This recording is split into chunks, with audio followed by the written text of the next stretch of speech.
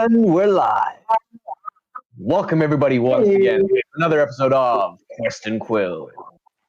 This week, we have a new player, and we're going to be introduced to him in just a second. Because where we last left off, the party found their way into this small, slimy tunnel, and after digging down it, found a half-collapsed basement filled with water. There, Aslan stepped in, only to be surrounded by writhing tentacle creatures, which the party then was forced to fight off, delving through the dungeon, rescuing the hedgehog pups, and finally facing one of these strange creatures that they've dealt with a couple times now. They took its head before rushing as the dungeon collapsed behind them. Luckily, they all made it out. But as they emerged into the streets, the buildings collapsed behind them, and a small crowd gathered to be dispersed by a whole platoon of 6 bluecoats, led by a tobacco-chewing sergeant who asked them what the hell they were doing. And then after being presented with the head of this strange creature, they found themselves with guns pointed at their faces. Lula and Jon left with the 3 hedgehog pups, while the others slunk off into the crowd, still smelling putrid from the filth that they just were able to crawl themselves out of. So, we're going to proceed with a single question from the bluecoat sergeant, an old, grizzled, grey man wearing a tacky, slightly dirty uniform, chewing on some tobacco, and with his pistol, flintlock, raised towards Jon, with the creature's head in his arms. The grizzled old sergeant asks, "Now, what are we gonna do with y'all?" You're gonna thank us. We just killed this monster that was hiding under your streets. He looks to the left and right. One of the other bluecoats is like shaking. You can see his rifle pointed at you, but the end is quivering before you. Can you please put your guns down? You're making me very uncomfortable. We literally just saved your people. All right, put him down, boys. Put him down. It's okay. But he keeps his hammer shot firmly pointed at you. And he says, "I think it's best you hand that over."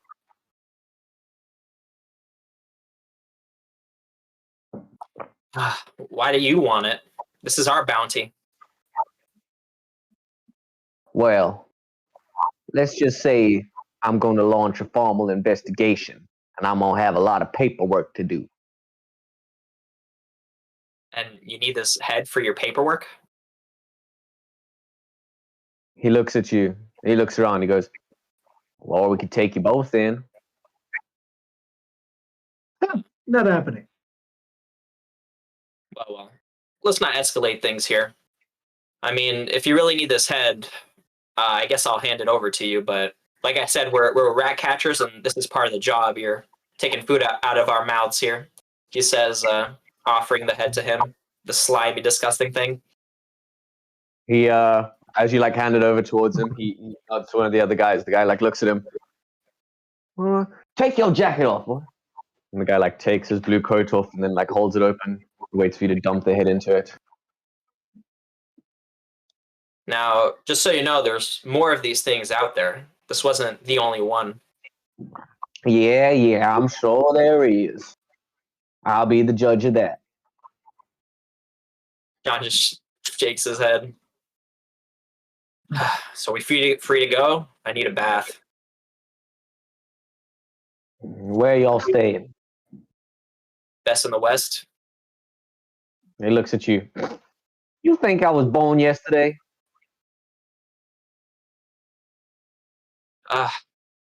It's the truth. You can ask Barnaby.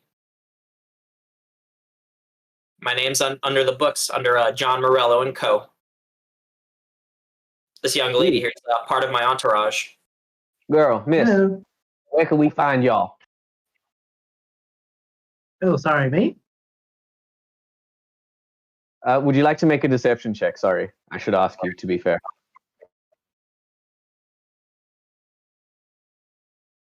John? So I can speak to.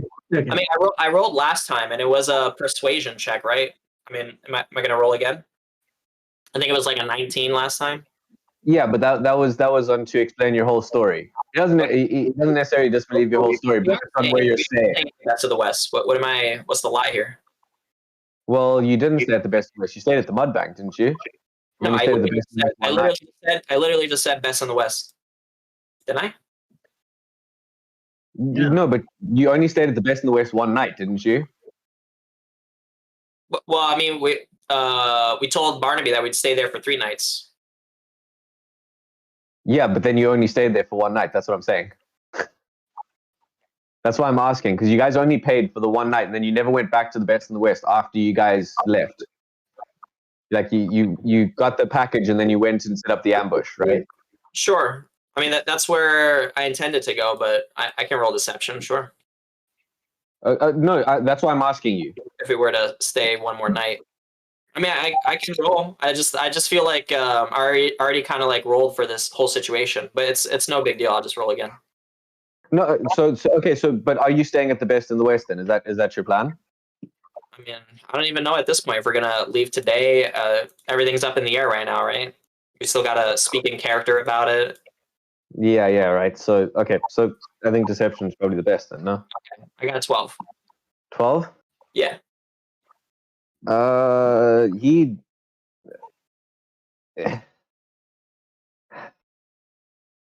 Now, y'all make yourselves easy to find. You best not leave town.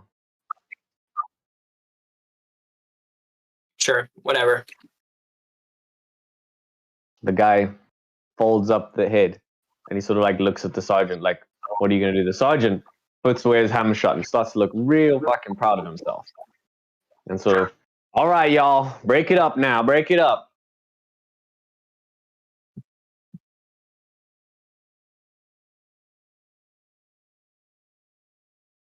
The crowd disperses. How would you like to proceed, everyone? John looks at Lula and he asks her, bathhouse? You just read my mind. Let's go. John smirks at this and he begins walking towards the bathhouse. And then he brings a hand to his chin and he says, damn, I really wish they didn't take the head. That was evidence. And also, I don't know, maybe I could have gleaned some information out of it. So annoying. Freaking Well, damn. that is true. Maybe you could ask them later on to just, spend a few hours or a day with it. Yeah, I can probably go over to the guardhouse or whatever they hang out. See if I can't pay someone off to grab it. Or maybe I can just, abscond with it on my own. Yeah. With some help, of course. He goes and lowers his glasses to give her a wink. Yeah. So we go to the bathhouse covered in filth. I'd say, Along the way. Sorry, continue. Just before you start setting for the bathhouse and the crowd disperses, I would say Aslan comes out from hiding. just kind of like ambushes the group a little bit. Oh God! Oh, it's you, Aslan. Can I come out yet? Yeah, I think the bluecoats are gone. We should be good. Okay. Holy hell on earth. Sorry about that. I just don't want them asking any questions about, you being a beast folk and whatnot. You know how people are. I get Yeah. it. And also, I think you got spotted by some soldiers, right? We were out on the road trying to take care of those redcoats. Oh yeah, that. It's okay. Yeah. I'm I just just wasn't good with sure if people. the soldiers that saw you were the ones there, so I was just trying to be safe about it. He nods. So what now? Well, I guess we get cleaned up. Hopefully the others would figure that's where we would head. Clean up? Boy, do we deserve it. Holy. I don't think I need it. Aslan, look at you. You're brown. And that's not dirt, Yeah. my friend. Yeah. It's like a tan. And my ass, Nothing we're else like going to the bathhouse. Yeah, I mean, that's where we're going. You sure you don't want to come with us? No, I do. All right. It'll be good for you. He pats him on the back, and then he looks at his hand and If you say so. that's where we head. You all make your way towards the bathhouse. And I'm assuming you're going to like the nice one that you went to last time, so you're crossing the bridge and heading back north into the west end. Nice, okay. So you make your way through the west end and you cross over the bridge, smelling the familiar, slightly gunky smell of the river as it greasily green slivers below you. You travel through the packing streets of Delta and finally make your way to this fine bathhouse. And what you notice is there's slightly more of a crowd than you would usually see. And it seems that the front of the bathhouse is being taken for some sort of show. And as you make your way inside, you notice a bunch of children sitting in the front, a bunch of people standing in the back, and at the far end of the room, on a small makeshift stage, if you'd like to describe what the party sees. So, on the stage, you see this old school, what's the word for it? Kind of like a puppeteering stage, something that you see in like vaudeville acts or carnivals. You see this dirty blonde, chest up. You don't see anything else, just a chest up. You see his face, and you see two shadow puppets right next to him that he's fiddling around. As he does his act, he is imitating one of the patrons, and he is, mimicking him, asking questions and whatnot. And the two shadow puppets that he was using, God, jeez, and he's just making kind of like a insult comic type of thing. So the owner of the bathhouse, as you guys have met before, is this quite large, rotund dwarven man, and his figure is, making the large dwarven shadow puppet, and you can hear the laughter of the patron of the bathhouse, as the whole as the whole process is going on, and you enter the front room. Right, and as he goes on, he sees you, scans the crowd. He sees this really, really striking individual that has rotund glasses and oddly enough, green hair that's sticking up. He ducks underneath and he pops up and he looks like similar to that gentleman. Not exactly the same type of glasses, a little bit something different, a different color, and the wig is totally the wrong type. But it kind of looks like John. And he points at you and says, my good man, what is your name? Me? John looks around. He's like covered in filth still. His hair is green with a mix of browns. Mm-hmm. Currently, and he says, "Well, I'm John Morello, savior of the city." John Merlo, the savior of the city. He looks like his puppets. Well, one of them. He says, He looks like the puppets, and he says, "Do you think John Merlo is the savior of the city?" And the puppets goes around, it's like, he looks like a garden gnome. He should be in front of the garden, guarding a garden. All the children at the front.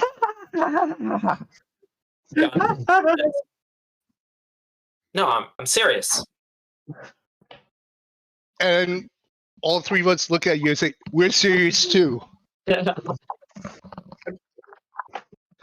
then he ducks underneath, and he finishes up the act, and he says, "Everybody, my name is Havel, the Masterful. You enjoyed tonight's entertainment. Please tip the waitress, and the bartender. Don't tip him too much because he needs to lose weight. He doesn't need to eat too much, but do tip me, okay? Thank you so much." Puts the puppets down. He walks out of the small stage and he bows. There's a round of applause from the whole audience, and you notice a couple of the children like running to their parents and grabbing a couple pieces of copper and then like throwing it into the spot that you have. Thank you very much, young child. Thank you very much. Thank you very much. Thank you. Thank you. Thank you. Thank you. Aslan will try to put a couple of gold coins in. Oh. I was like, "Well, thank you, my good man, sir, ma'am. You have very long hair." This Leonin figure towers over you. He's like 7 foot. Thank you. Ooh, and he just walks away. He's like, "All right." So as he's walking away, John walks up to him and taps him on the shoulder. Yeah. As he counts the coins, he quickly puts it in his pouch, and he's clutching his pouch. Okay. Like, "Can I help you, sir? I hope you take no offense. This is the arts. There's no need for violence or anything." Oh, of course, no. I know how showbiz is, but Okay. I don't take it personally. But I just wanted to let you know, actually, the savior of the city. I mean, one of them. My friends here, Lula, Aslan, and a couple others. I'm not sure where they are, but there was a monster underneath in an underground bunker within the town, and it was actually kidnapping people and eating their brains or something. You guys are still somehow carrying also these hedgehog pups. Yeah, and then he goes and like points. He's like, "Lula, give me one of those." Oh, thank you. Look, we even rescued these little hedgehog babies. Look how cute they are. The Yeah, thing's they're- like just fluffy, now- like Yeah, the puppy's all limp in his arms. He's like, they're not dead. They're still breathing. They're just in some kind of weird slumber. I don't know. And then he goes, "Here, Lula, take this, please." Oh, I pet the hedgehog and I say, "Oh, so you're the three. There was some rumors about you, fine gentlemen." Wow, rumor, word travels fast, huh? Damn. Yeah. Stepped into my office, which meaning step into this empty booth right here.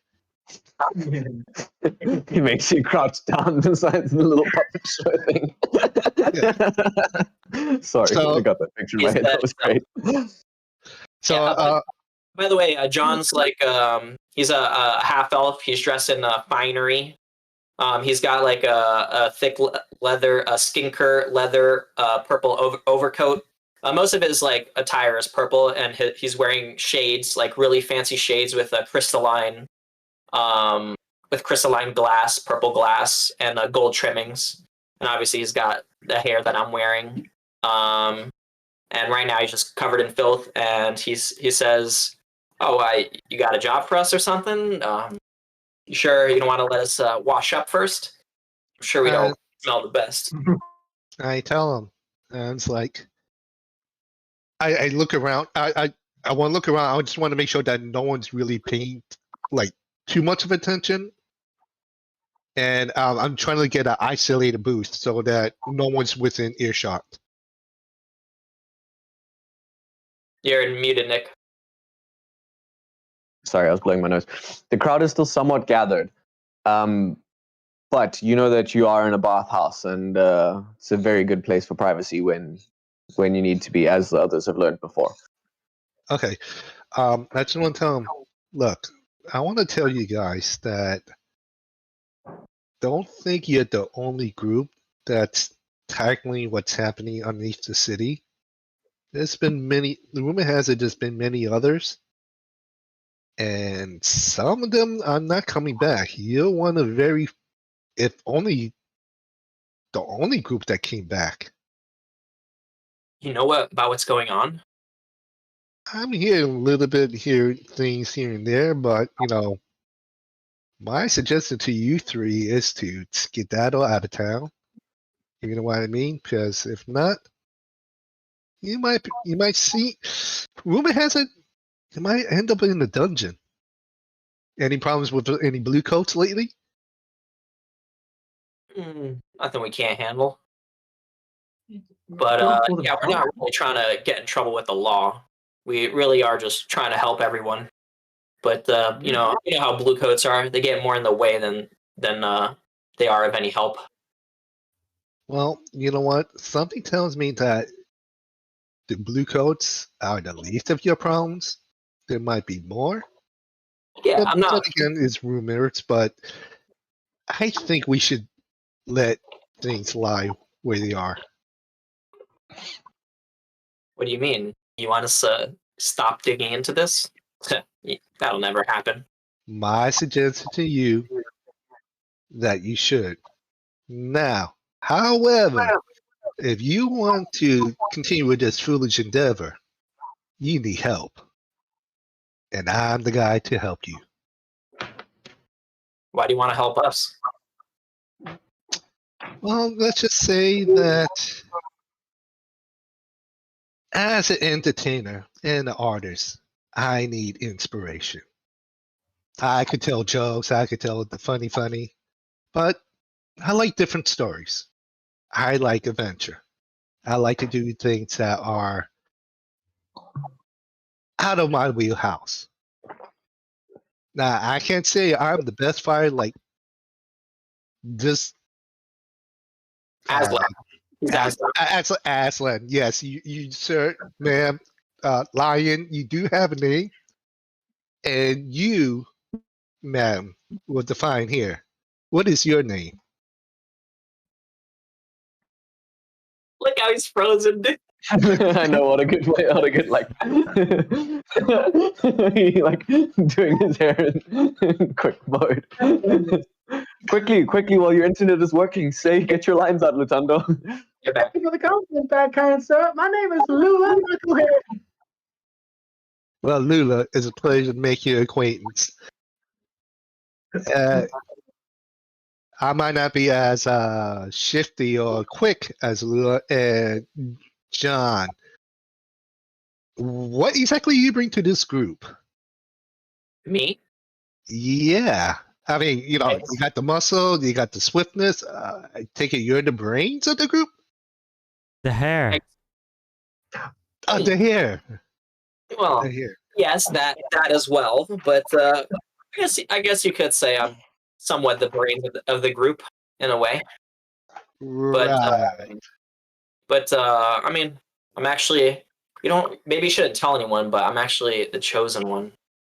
I've been anointed by some type of entity that I know as the savior, and he's bestowed me with both power and purpose, and he's warned me of this incoming doom. So I'm beholden to do something about it and stop the end. Uh, have you been to the doctor lately? Nah. You sure, sir? Because it seems like you really took a double dose of the morphine. Look, I thought you were on our side on this. You said you knew about things that are happening, so obviously there's something, I, saying. good sir, Mr. Morello. I apologize. There's a lot to take in, and Yeah, I know it is, but I know what I'm saying sounds crazy, but eventually you'll realize that what I'm saying is true. You'll see. without a doubt. But I have special abilities that might be beneficial for you, and in return, I just want a fair share and the right to use your names in any act that I do, any future performance, literature, songs, stage performance, like you just saw right there. I don't want you coming back at me and biting me, Aslan, hitting me with your big stick, Lula, or poke me in the eye with your hair, John. That's all I ask. John says, "Oh, I can do so much more worse than that." I'm sure you can, but I only could say what I see, and what I see is very, very tall hair. Hey, man, chicks dig it. I'm sure they do. So, anyways, you're saying you want to help us, but how do you plan to do that? How do you plan to contribute beyond, wanting to profiteer off of our escapades and our exploits? Well, I'm a man of a good heart. I like to help the people, just like you folks. However, I need food in my belly. I mean, as you can see, I am dressed just as good as you, John. But I need new threads. And as you can see, he's wearing fine clothes, but it's really worn down. Yeah. And, as he says that, John shrugs and he says, I think that's subjective. yeah, like imagine if you were to see like a Gucci, like the G is like really worn out. There's like maybe like bits and parts of the G left. The It looks U like is like half a U. hand me down. Yeah, one of the seats, the upper half is still showing, and the other seat, the bottom half is showing, and the eye is like just a dot. Nice. And that's it. That's how worn out my clothing is. But He says, minus threads at one point. Says, look, if you actually are looking to help us and you want to see what we're up to, of course you'll get a fair share. I wouldn't have it any other way.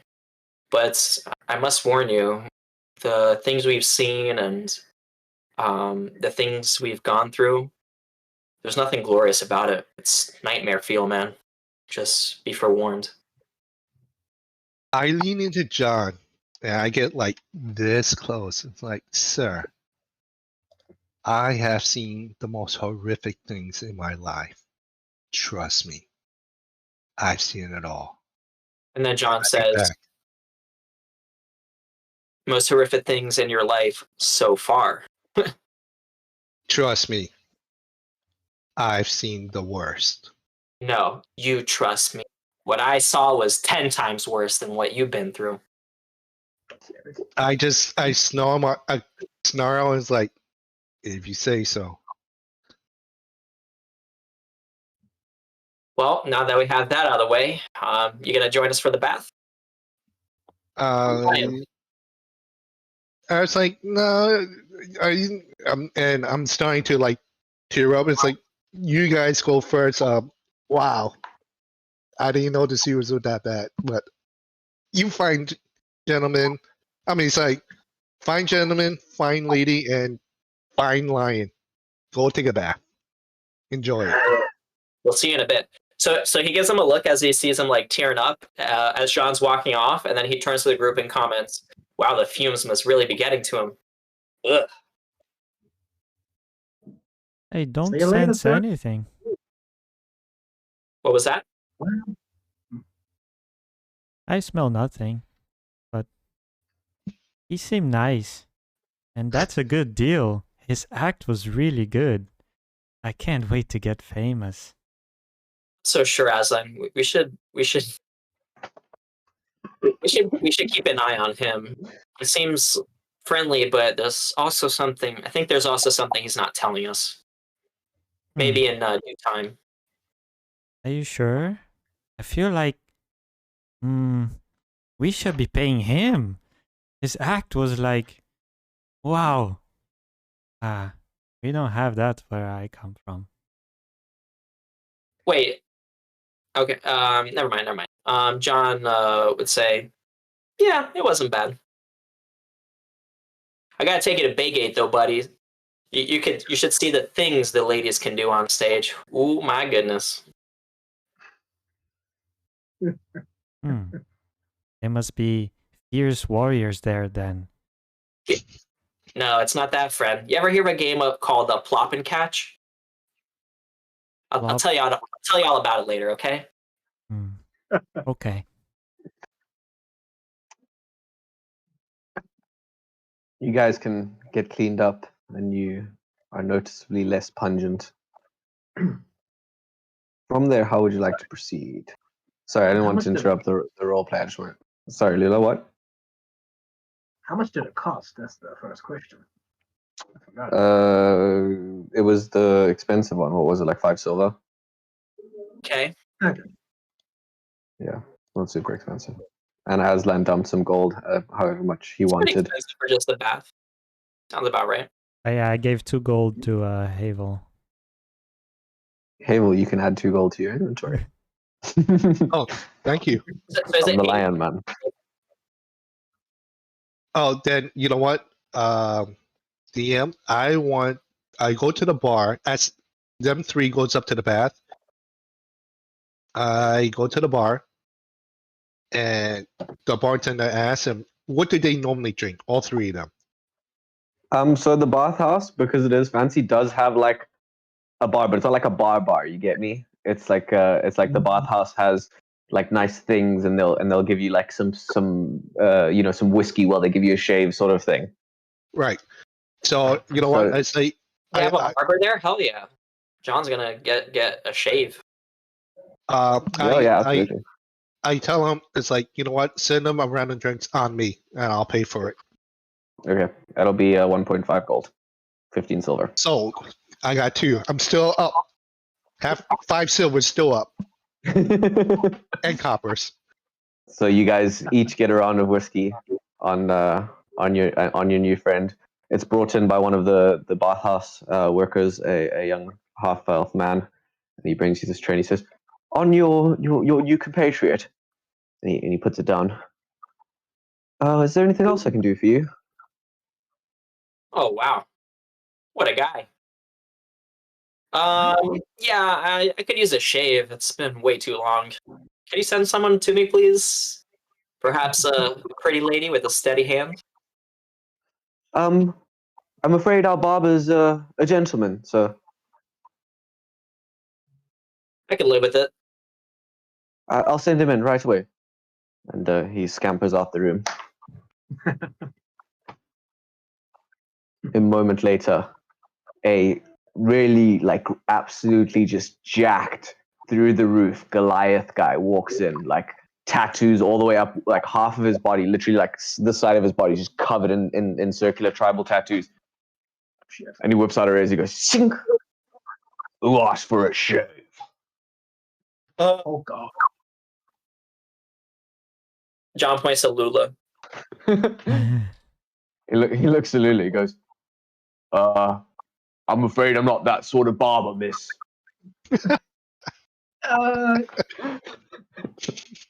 That's fine. John, what the shit? I'm sorry. I'm the one that's called you for a shave. I'll take it, but please be gentle. I have sensitive skin.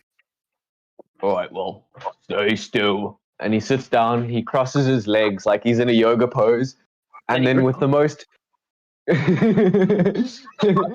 he sits and as John takes his position with the most gentle hands John has ever felt.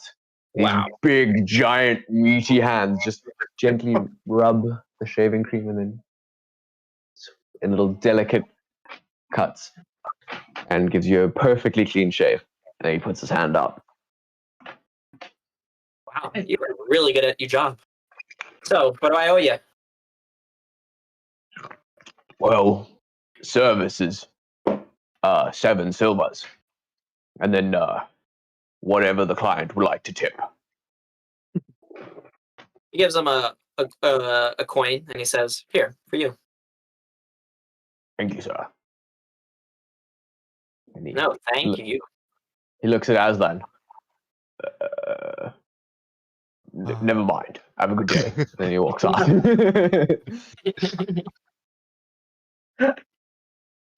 All right, so we wash up and we enjoy our drinks, and then I guess we would go out and look for Havel. Okay. As you make your way out, Havel, are you around? I think he had to step out for his paw. Oh no, I think he just dipped out of the camera. Havel, are you around? Oh, there we go. Yep. It's like I look at all three of them. It's like, you look cleaner. How you guys feeling? Quite good, but I mean, I did a scrub of my clothes, but I think we either need a professional wash or we're gonna need Frank's help. Where's Frank? Could really use his glove right now. That is a good question. Yeah, he's got like some. He says it's not magic, but it's magic. He's got a glove that could clean us up in a jiffy. Oh. Well then, seems like you are a man short. So. Two, in fact. Saul. Still haven't seen Saul yet. Honestly, he might be out looking for some people. Yeah, Well okay, then. okay. Have you guys? I'm sorry. Continue. What did you say, Lufthansa? Sorry. Hope he's okay. So that is. Okay. Yeah, me too. So, have you? Are you gonna heed my advice and leave whatever situation underneath alone, or? I thought I already told you no. Look, there's nowhere to run to. This conspiracy, it's happening throughout the entire colony. This isn't the first place we've came across these things. Maybe. You know what? What time is it? It's nighttime, right? It's about these guys need to retire for the night, correct?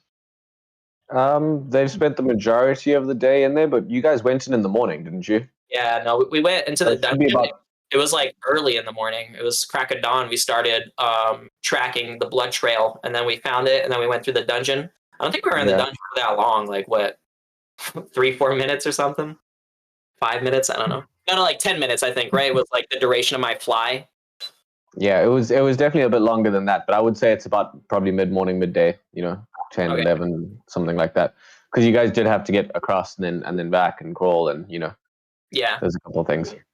John will say, well, I think we should at the very least spend one more night in town.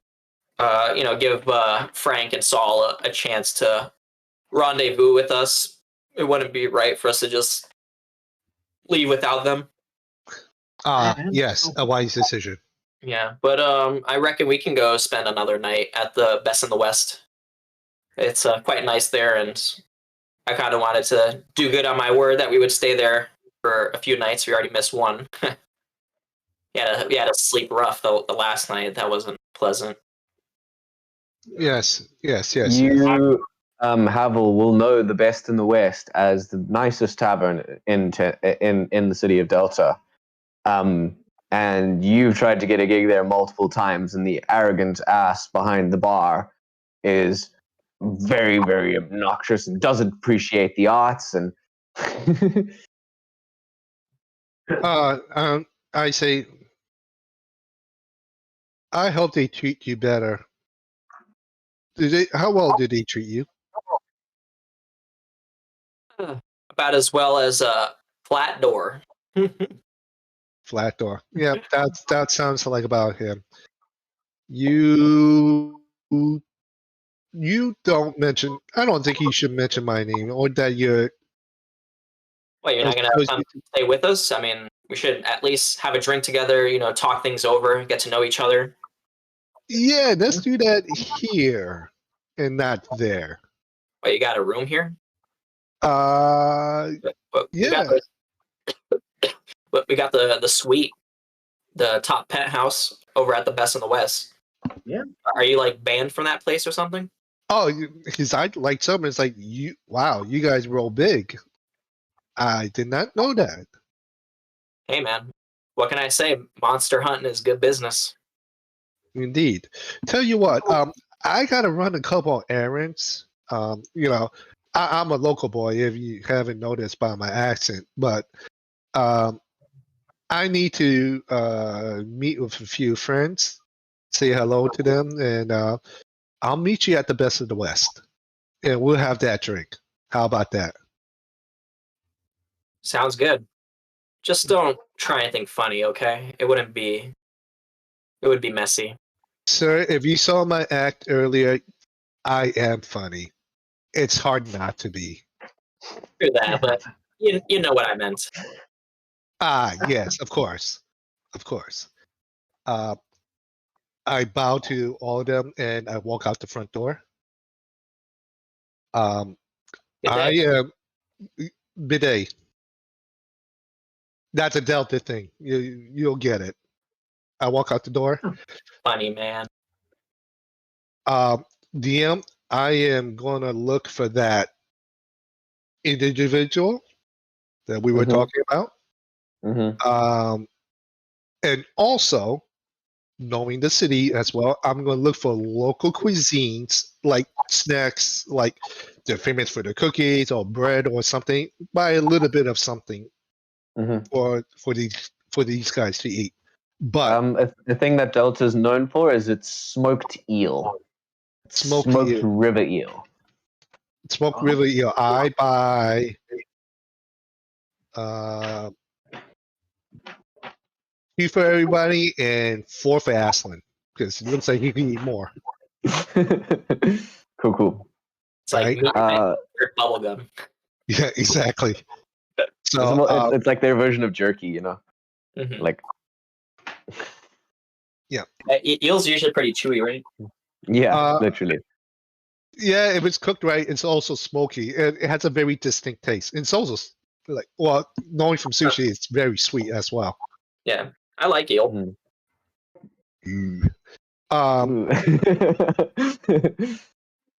want to meet up with Donnie. And if I find it, I tell him, it's like, hey, we might have a little problem here. Why then? What seems to be the trouble? Yeah, you know those 5 guys that went to the dungeon? Yeah. They ain't letting up. They might be in trouble then, won't they? You have Yeah, to keep them from the law. I know that. I'm trying to, but this little thing with green hair and poofy sunglasses and this monstrosity of a lion that looks and the girl. Them two are quiet, but the troll-looking thing, he yapping stubborn. I take this rock. At least this rock will listen. Troll boy doesn't listen. Chucks the rock. I don't know what to do. All What right, do you want me well, to do now? I mean, have our friends. You know, you keep an eye on him, and I'll have our friends keep an eye on him. Yeah. But I can't keep him from going back down. They're hell-bent in finishing the job. What do you suggest? I mean, if they find it, all the better for all of us. But if they get themselves in trouble, they could blow a lid off this whole thing. I know. All right.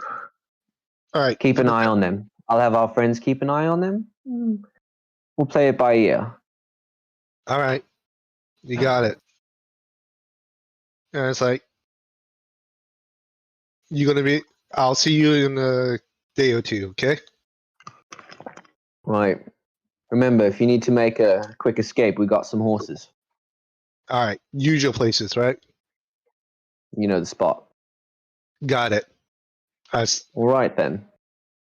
walk away. I go to the vendor, get my 6 eels. No, not, is it 6 eels? No, 2, 4, no, 8. 8 eels. 8 eels. Don't let the eyes fool you. Sometimes my math is off. So yeah, 8 eels, and I'll go to the Best of the West. You make your way down the familiar streets. The people, some of them look at you with familiarity. Some of them look at you like, "What's this shabby-looking guy doing here?" But you do make your way through the streets, eventually finding yourself to the fine brick establishment that is the Best in the West.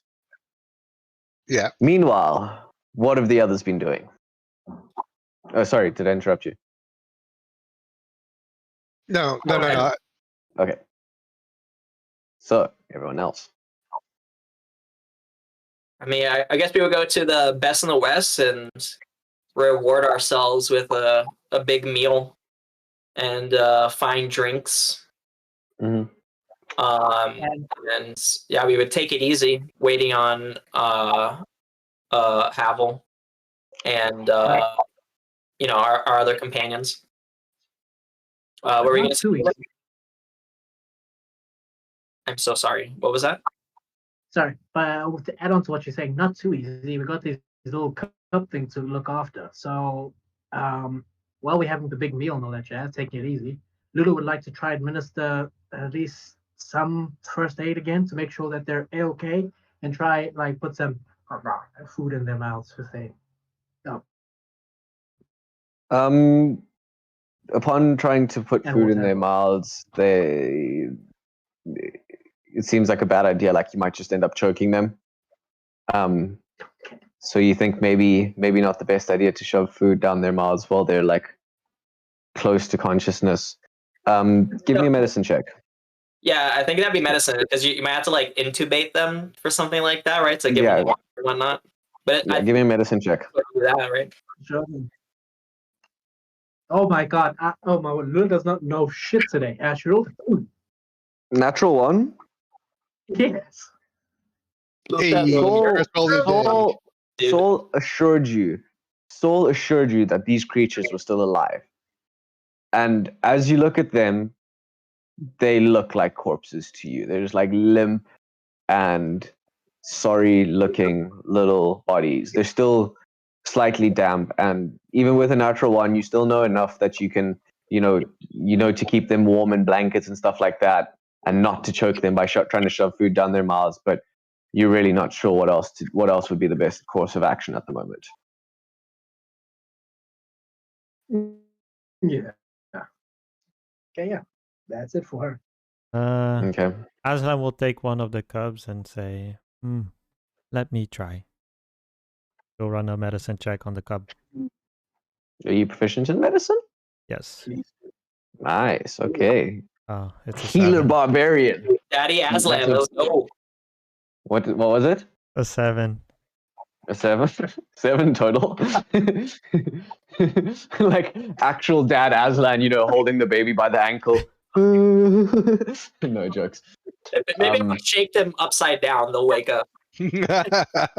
Aslan, what you notice is that they are in an unnatural coma. You've seen people unconscious before. You've seen people, knocked out, that sort of thing. You've seen a body that's still breathing but like lacks consciousness. But this seems more than that. This seems like something has been,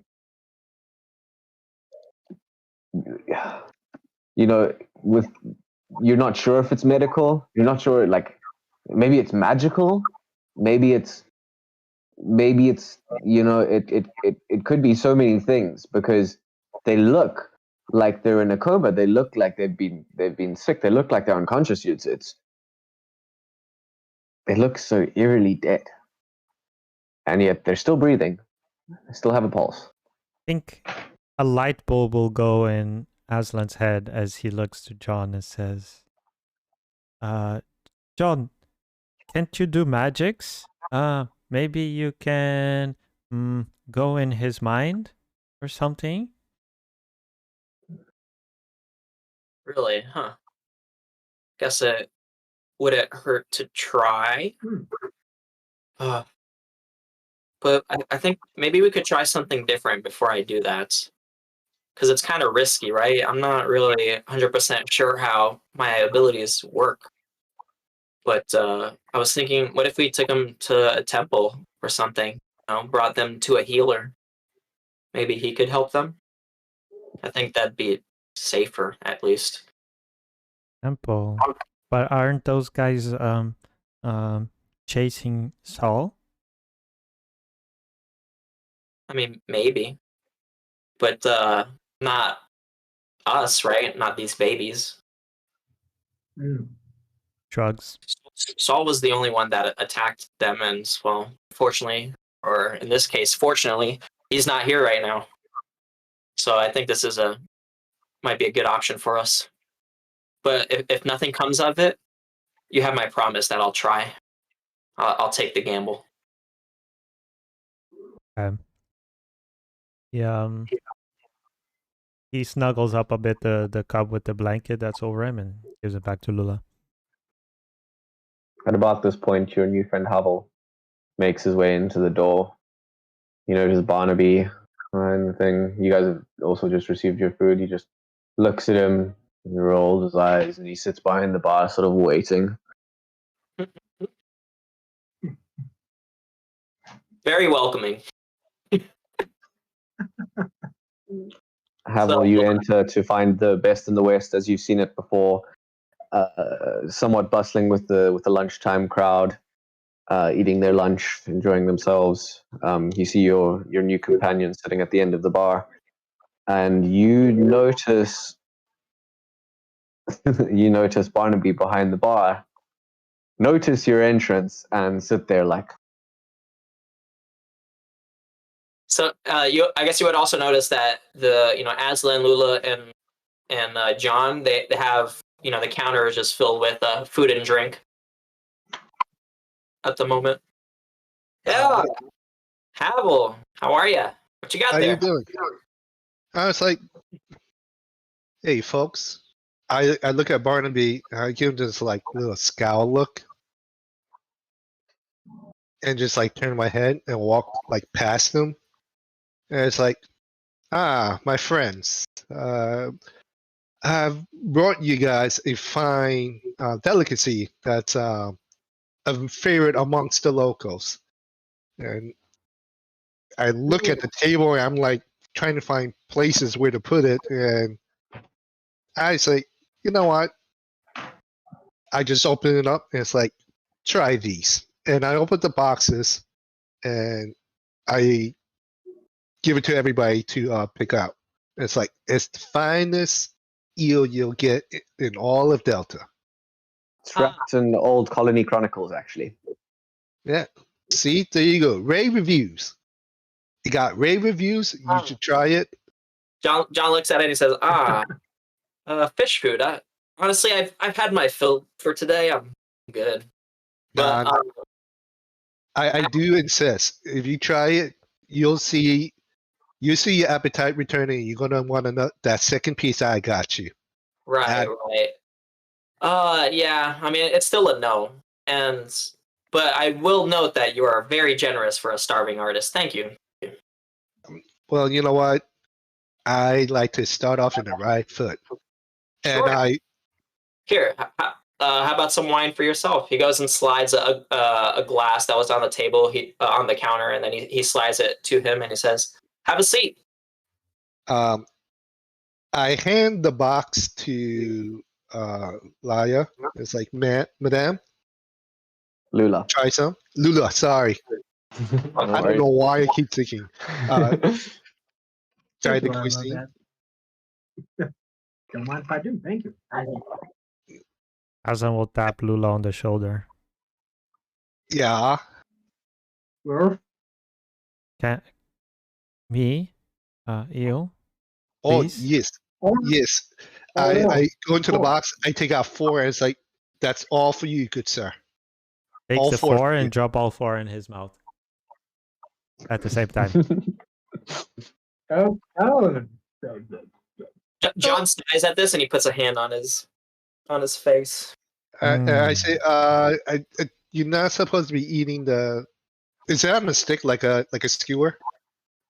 Oh no. No. It's like they're literally just hung over a stick to dry, so it's like a circular piece of jerky. But there's Okay. bones and the tail and the head, and you're supposed to like just chew the bit and like sort of rip the ends Yeah. off. Yeah. No. He in general is very bony. I'm like, oh, John- okay. John telepathically speaks within Aslan's mind, and he says, "Let's hope it's not poisoned. We just met this man." Okay. As he says this, Aslan stops chewing and he goes, Is there something wrong, Aslan? "No, it's great. Thank you." Oh, Burp. he smiles. He takes a drink that John offers. He swirls around like, he's trying to act like an aristocrat. Smells it. Sips it. So he does.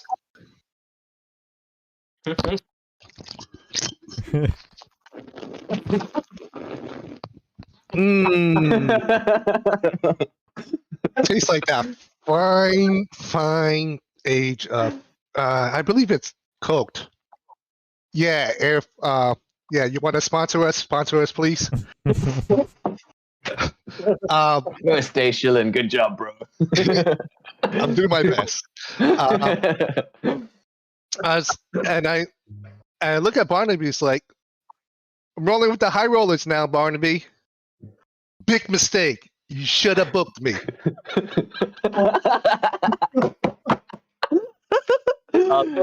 Barnaby sort of looks at you and he looks at John and he just massages his temples, just like. Oh. Oh, Barnaby, I forgot to pay for that. Pardon me. He goes and puts down the price for the penthouse was 10 gold. He puts down 15 instead, and then he slides the coins forward. Thank you, sir. And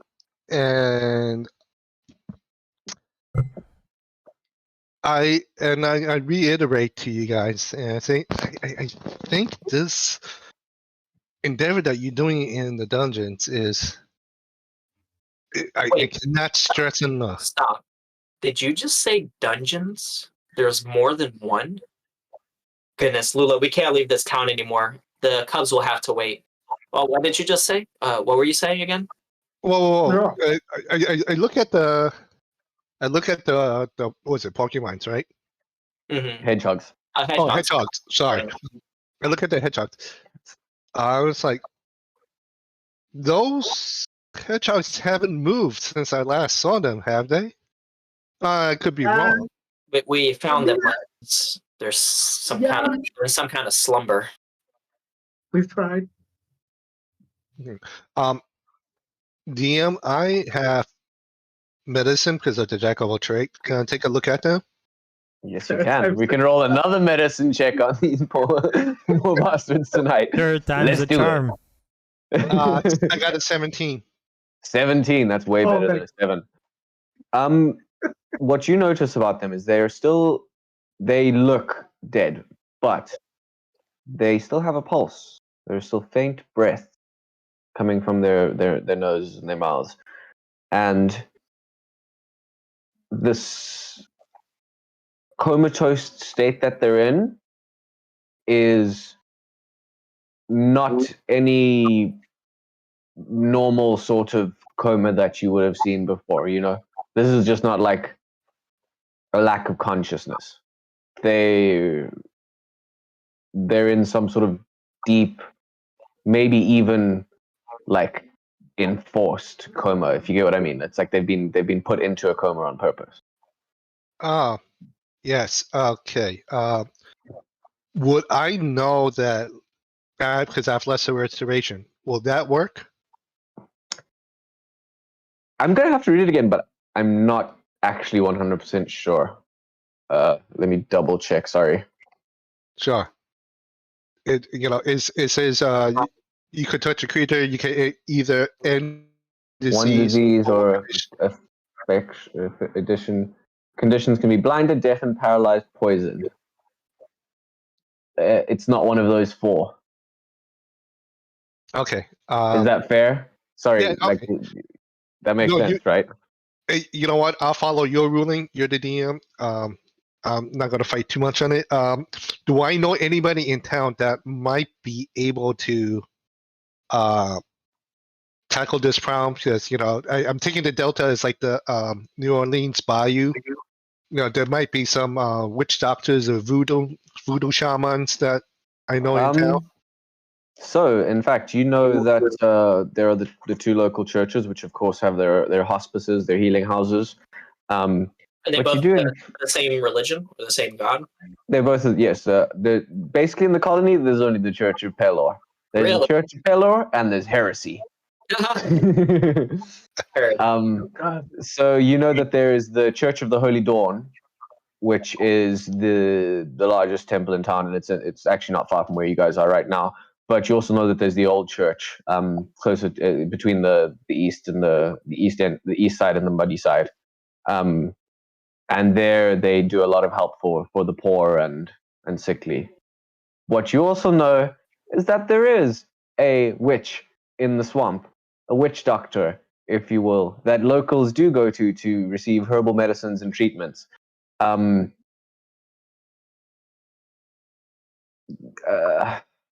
reputation is sketchy, to say the least. Okay. That's what I'm trying to think about. What your character would know. You're local. You know enough to know that locals do seek this person out, Okay. but not necessarily always for good. Okay. So I tell. It's always tell a price to pay, huh? Yeah. I tell the group it's like, well, guys, I got good news and got bad news. Good news is that they're alive. Bad Figured. news is I have no idea how to get them out of this funk. There's two ways of handling this in the Delta. Oh. Either A, go to the church, or plan B, you go to the witch doctor, Haggy. Well, we can write off the hag. No, I think- Haggy, not Hag. Don't ever call Haggy a hag. What's the difference? She's gonna make a doll of you, hair and all, and spectacles, and gonna push needles. So if you feel something coming out your bottom half, that's Haggy. Okay, so what's the hag then? Just an ugly woman? Yeah, you know what? If you want to try it out her, you could try it out her. No. Look, I'll take your word for it. I'm not trying to meet this this haggy. But yeah, I mean, I say we speak to the Church of Peller of the Yes. Holy Dawn. Yes, yes, If that fails, I've got some other methods I can attempt. sure. You'll learn of it when it's time. Okay. But for now, let's just finish this meal and then you can loosen up to listen to the drivel of these religious types. He says as he swirls wine into a glass and then drinks it, lifting his pinky. But beyond that, just draining the glass and setting it down. I look at him as he downs the wine, and it's like, such amateurs. Let me tell you the fine art of consumption of wine. You don't down it like whiskey. It's something to be savored, to be appreciated. Like so. The picky part you got right. I'll give you that. And he drinks again, does the whole spiel, slurping and everything. And it's like, that's how you appreciate the finest things of life. Mr. John. Oh, Are you ever gonna get wasted at that pace? Now I'm rubbing my temples like Barnaby. I'm like, oh Like god. we're here to have fun and unwind, not to show off. Son, wait, Sorry, John, let the man speak. Mr. Havel, can you teach me how to savor milk like you do? the same way, and it's like grab it by the step, grab the cup by the bottom half, always the pinky out, like so. Pinky out, like so. Ah, Okay. You swirl it around, like so. Then you sip it. Just a small piece, like so. I will demonstrate with coffee this time. And you swirl it around your mouth, and then you swallow it. I'm sure there's different type of milk. I think you only had cow's milk. You ever had goat's milk? No. That does not sound good. Oh, my friend. You need to try goat's milk. I'll get you one of these days. I'll get you some goat's milk. So as they're doing this, John would like to try and scan the room for a patron with a monocle that they're not wearing, like that's only hanging from a chain on their pocket or something like that. Okay, give me an investigation check.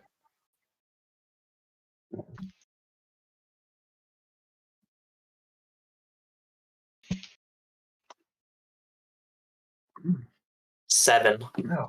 7. You know Of what? the I'm going to use 7 my inspiration for this. Is that important to you? Yeah, it'll be fun. Okay. Maybe. Maybe. Depending how what I get on this next roll. So not a 7, but a 9. 9. God damn it! Of the 7 patrons in the bar, it appears that I don't know, like, yeah, someone's wearing a monocle, but he's wearing it on his face. Yeah, never mind then. Fuck it. I was trying to meet you halfway, bro. You did. I mean, it has nothing to do with you and everything to do with the dice. But never mind, it's fine. It was just for like a joke, anyways. Okay. So Lula would be beside herself at her forgetting on how to check up on these little buggers, and she's just checking down.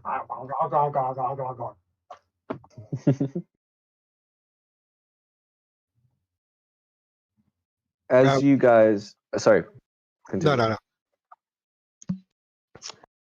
As you guys sit and continue your meal, a pair of bluecoats walk into the door, stand, look around the bar, notice you, take a double take at the group, walk to Barnaby, have a quiet conversation with him, look at you again. Barnaby looks at you, the bluecoats look, they continue their quiet conversation, and then they leave the bar.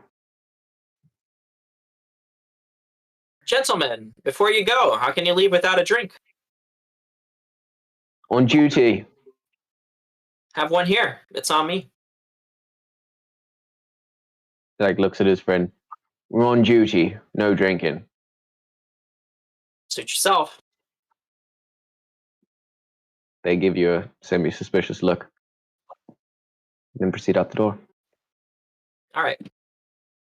So we would finish our meals and drinks, and then we would go seek the Church of the Holy Dawn.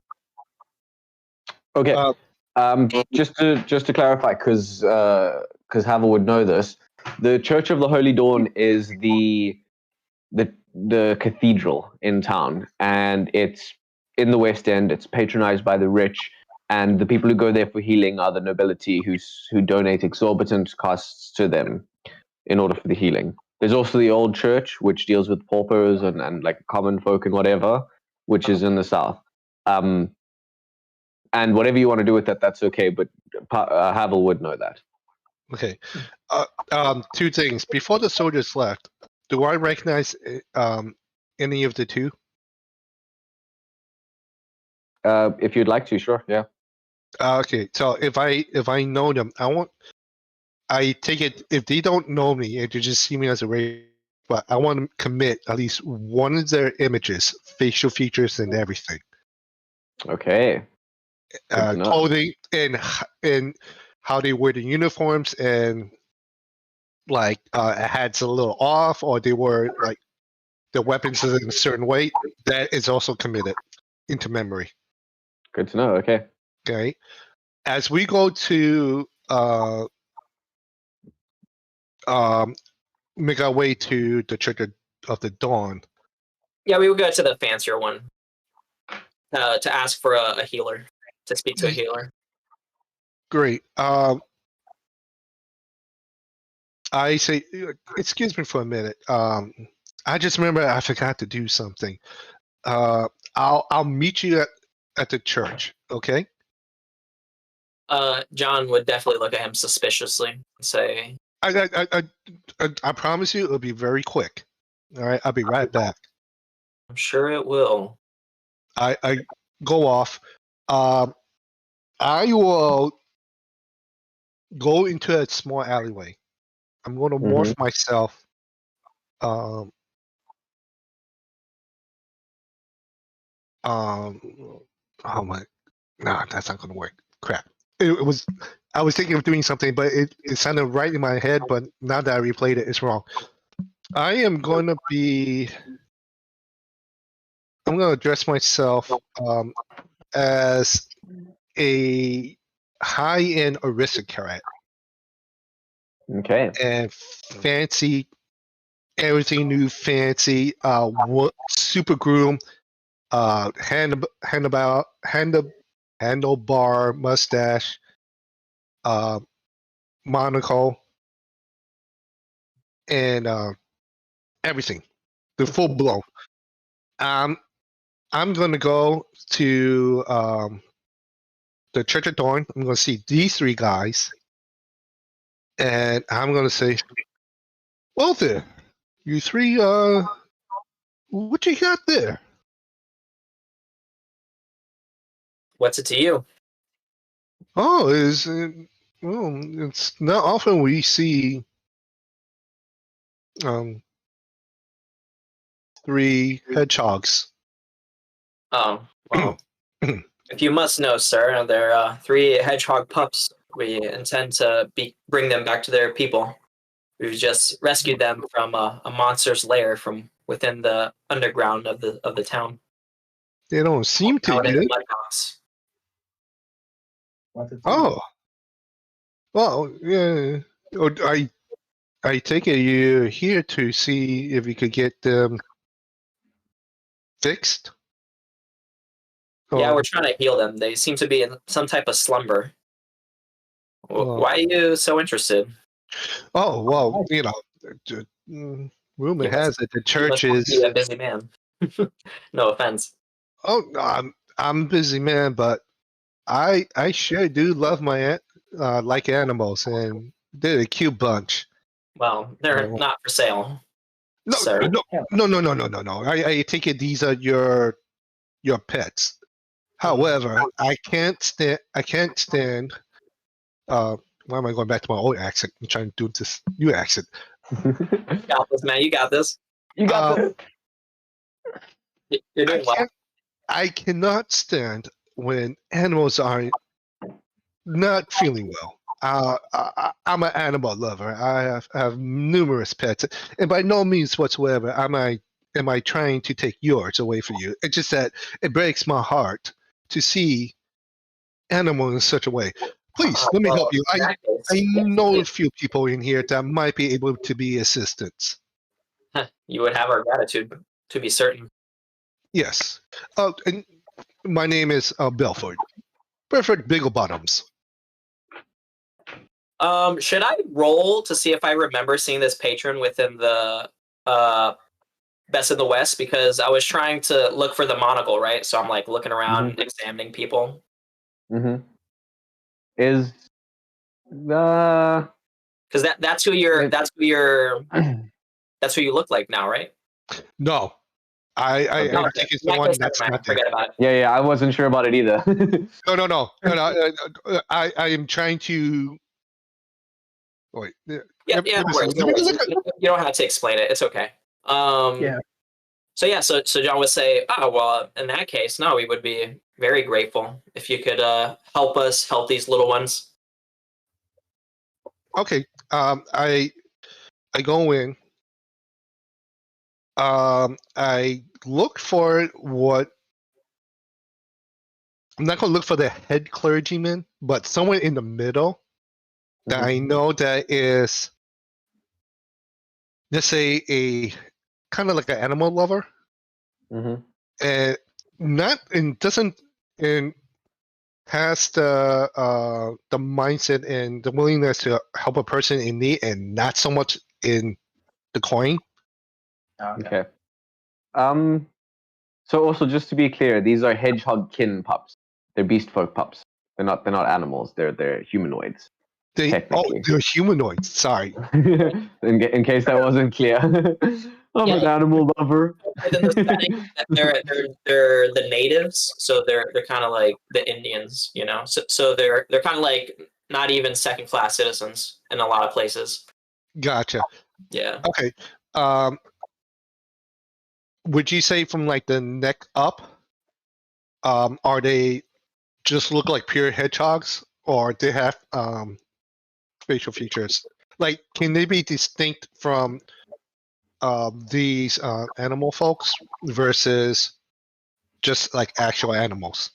Oh yeah, they look like humanoid animals, you know. Yeah, they have longer limbs, you know. Yeah. Longer torsos.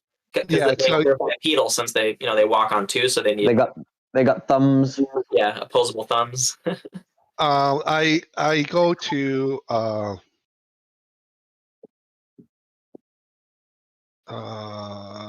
Lula and tell her that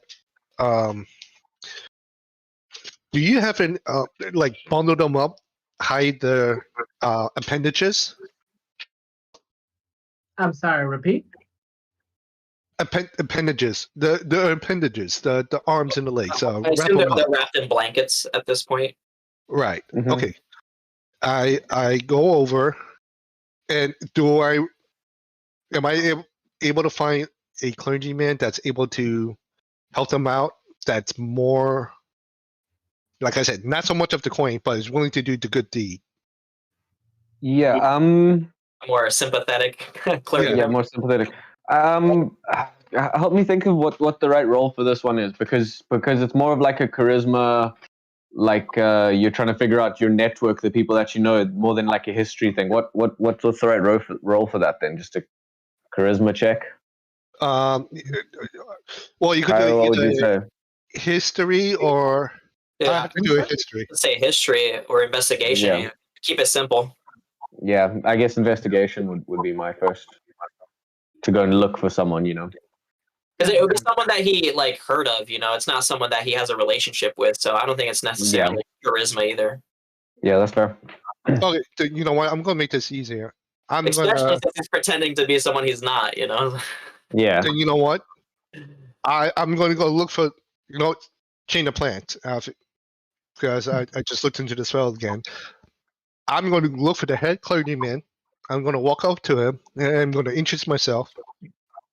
It's like, so the head of the Delta, the Church of the Holy Dawn, is the bishop, Tarar, and you wouldn't just walk up to him, even dressed as the finest noble. Okay, I look for someone that I could get someone's ear. You Well, I can think- find a high-ranking monk or abbot. Right. Sorry. Nothing, I was gonna say like we should just knock on the door and go from there. You know, like Yeah. role play our way in, but it's fine. Continue. Yeah. I knock, knock, knock. Come in. I walk in. Walk in first, and I say, Yes, your lordship. I'm sorry I have not made your acquaintance. yes. My compatriots and I are trying to get these pups. They're not doing so well, and I would like for you to help them out. In return, your church will be well compensated. Yes, of course, sir. Yes, sorry, your name, please. You do not know my name. I'm afraid I do not recognize you, sir. You do not know the bigger bottoms. My apologies, your lordship. Lord bigger bottoms. That is Farnsworth Bigger Bottoms. Remember the name. my apologies. Yes, let me. So my apologies, your lordship. Yes, let me. And he like snaps his fingers, and one of the monks comes out, and they like all look quite confused, and they like look at you and look at Lula holding the pups, and look at the pups, and then look at you. What's wrong with them, your lordship? I don't know. You tell me. They're not looking too well. They're not moving. I come to you. You're embarrassing me. These fine folks are looking for help. I'm trying to get them help. You're supposed to be the best, and you don't know what's going on? Oh my God. Why am I wasting my time here? Why am I wasting time? Please, get your manager. I want to see the head cleanser now. I'm afraid the bishop is having his afternoon lunch. Please, we can help you. Let one of the abbots look. And a man dressed in priest's clothing with a white collar and everything comes up, and he sort of puts his hands out. And I escort Lula to the front. They're they appear to be beast folk, your grace. And the higher ranking abbot sort of looks around and he goes, He says, John looks at him and he says, "Don't worry. This is he's my bodyguard. I'm from the board." He looks at you and he looks at the hedgehog pup again and he goes, just help the creature, will you?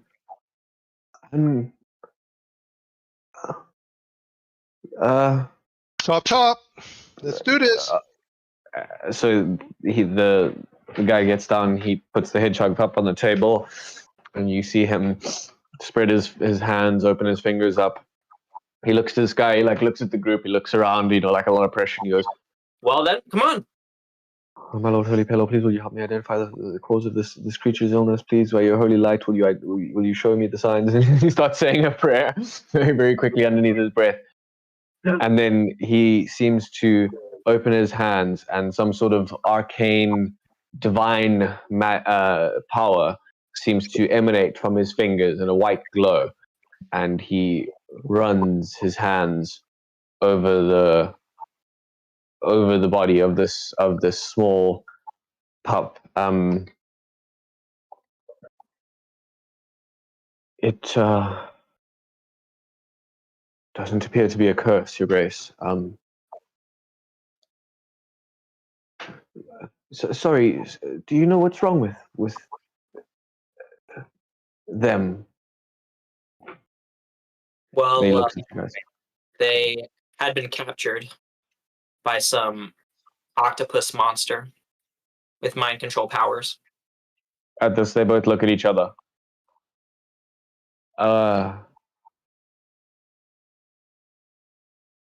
then the father who spoke up initially, you guys knocked in his office. You guys know his office. He looks at you and goes, Lord Bigglesbottom, Yes. this may be slightly beyond my station. Perhaps this is a matter for the Inquisition.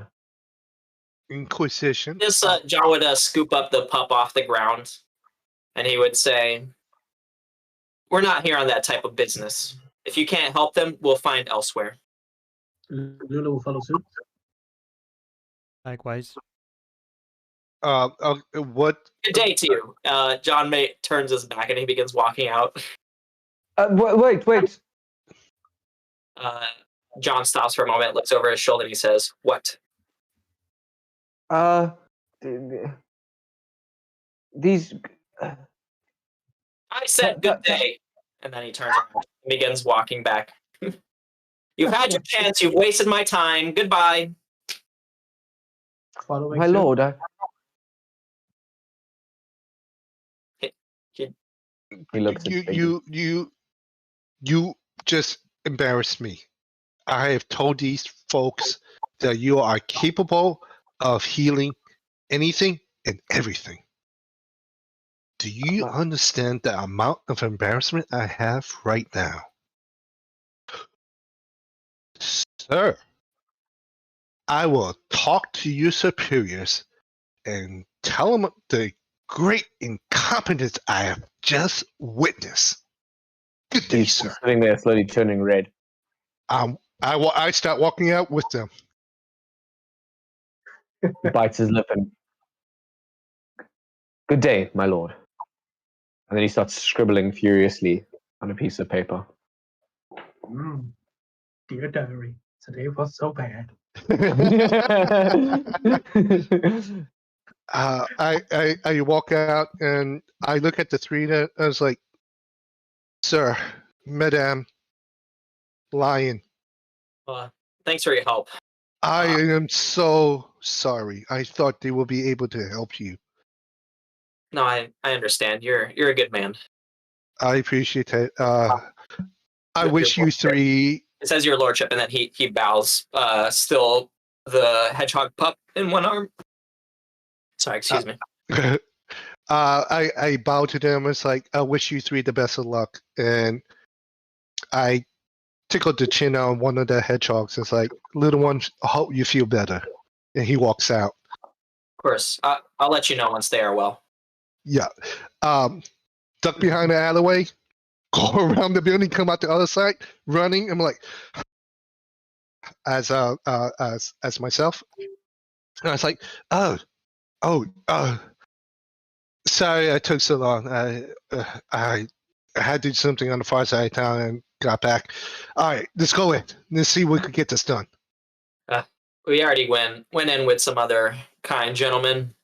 He helped us speak with the head priest, and he couldn't help us. Once he mentioned word of the Inquisition, that's when I knew it was time to get out of there. Okay.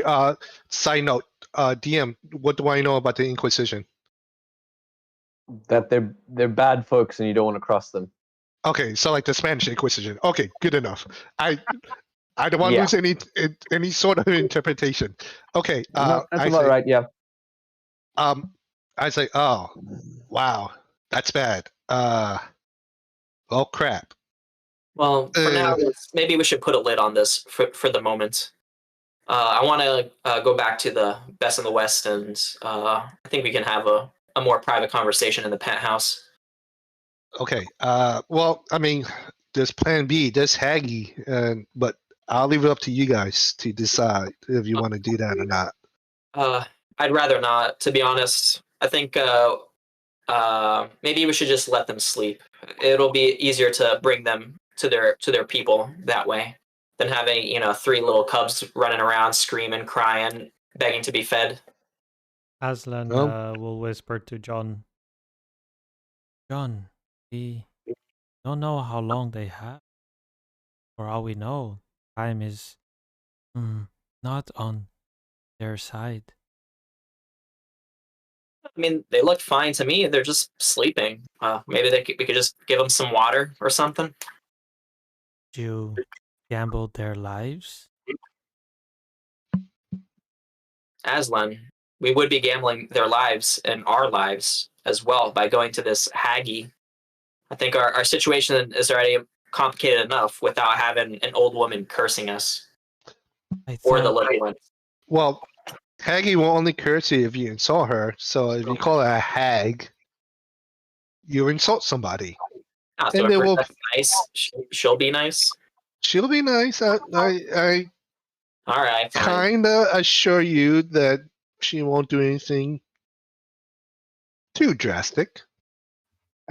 So you also know, she trades and service is good as long as you pay, but she doesn't accept payment in gold. Ooh, okay. And it's like, well, you know what? Perhaps allow me to take lead on this one. I believe I can convince Haggy to help with our predicament, but That's fine by me. It sounds like you know her better than I do. So it makes sense. yes, and but you gotta trust me. I know we just met, but I think this would be Please don't take this personally, but I don't trust you yet. You've been acting kind of sus, if I'm being honest. sus. Yeah, suspicious. Don't they say that down here? Oh no, we like to use whole words and not truncate every word that we use. Yeah, Right, suspicious. I do. But not all of us grew up in a boarding school. Okay. Right. I believe trust needs to be earned, and allow me to take lead on this. Hopefully, I could earn your trust. If not, Aslan could eat me asshole. Oh, I don't eat people. Sorry. Okay, good. Because I was going to say I have high cholesterol. I'm no good for your diet. All right. Well, gentlemen, man, lady, line, Don't worry about the details. follow me. And I start making my way to Haggy, leading. Who has the highest passive perception? That's a good question, actually. It's Saul. Yeah, I know it's Saul, but we don't have Saul, so I can't just rely on him anymore. Can rely on Saul to see things with his eyes, John to feel things with his brain, but when we don't have a Saul, we're severely lacking. Aslan has 11, 12. 13, Lula? 12. 14? Okay, nice. 14's just enough. Thank goodness for that. Lula, you're being tailed. At least half a patrol of bluecoats, a pair of them, seem to have followed you to the church and now are following you as your new companion leads you westwards. Sorry. Let me double check. Westwards, deeper into the bayou. Yeah. Lula is going to inform the group by saying, guys, I think we've got a second tail. And I think we've got another tail, and this time it doesn't belong to Aslan. We're being followed. So as Lula says this, John says, I can handle this. Okay. Yeah. He stops, and then if the bluecoats like walk up to them to speak as they're trying to like leave the town, basically, he would wait till they approach, and if not, if they're just like hiding and spying from afar, he would ask Lula where they are, and then when she points them out, he'll just walk straight to them. I don't know if the group follows or not. So as you guys stop and like turn, and the bluecoats notice this, they sort of like keep walking in your direction, notice they're being stopped, turn around and make their way to a little like food cellar on the side of the road, just frying up some donuts, and they buy themselves some of these triangular Delta donuts. Yeah. So John will walk up to them and tap one on the shoulder. Can I help you, citizen? Hello, soldier. I couldn't help but notice that, you guys are tailing us, which is fine by me. But if you're going to follow us, could you kind of like come in a little closer? We could really use an escort, in case any monsters show up while we go speak with a healer outside of town. They look at each other, look at you. We've been being attacked awfully regularly lately. Flying monsters, tentacles, mind controlling powers. I mean, we could really use an extra couple set of hands. They'll look like brave men. Okay. We haven't been following you. Okay, well, I see you're not looking to admit it, but that's fine. If you want to come with us outside of town, you're welcome. We'll make a picnic of it. Good day to you. And then he begins walking back towards the group. They look at each other. They look at you. They look at each other. Would you like to make a roll? I mean, you tell me. Whatever you'd like to roll it. I mean, I'm not really like trying to convince them of doing anything. I think I would just leave it up to them as to what they do. Yeah. I'm thinking something like a performance check to see how they dealt with your story. Okay. We've been being attacked by flying monsters. You spun them a pretty good yarn. True. That's 14. You walk away. They proceed to buy their donuts, wrap them up in old colony chronicles. And then as you guys walk, Lula looks behind and seems that your escort has been lost, and they are no longer trailing you. Well done. Nice work. John, he just smugly grins, and then he says, "And that's why I'm the boss." It's like, well done, Mr. Morella. Well done. Indeed. So we make our way into the bayou in search of this Hagi. You guys cross. You guys make your way out of the city, moving from the west end towards the outskirts of the city, towards where there's more like ramshackle housing put up, and the rapid growth has led to sort of these, big outshoots of like little suburbs on the further west end. You make your way over the rail line that is on the one patch of dry patch that makes its way from the south to the north. And then finally crossing over that, you get through the last scraps of tented encampments and ramshackle housing before finally you're in a familiar bayou. And the swamp is around you again. And the only thing leading you is this small, winding path that Havel seems to know his way down. Go Havel. No, so as we get to Havel's dwelling, yell out, Havel! No, a Hagi. Oh, no, Right? sorry, Haggy. Call in for yourself, huh? I say, Haggy, is your old buddy Havel? And what do you want?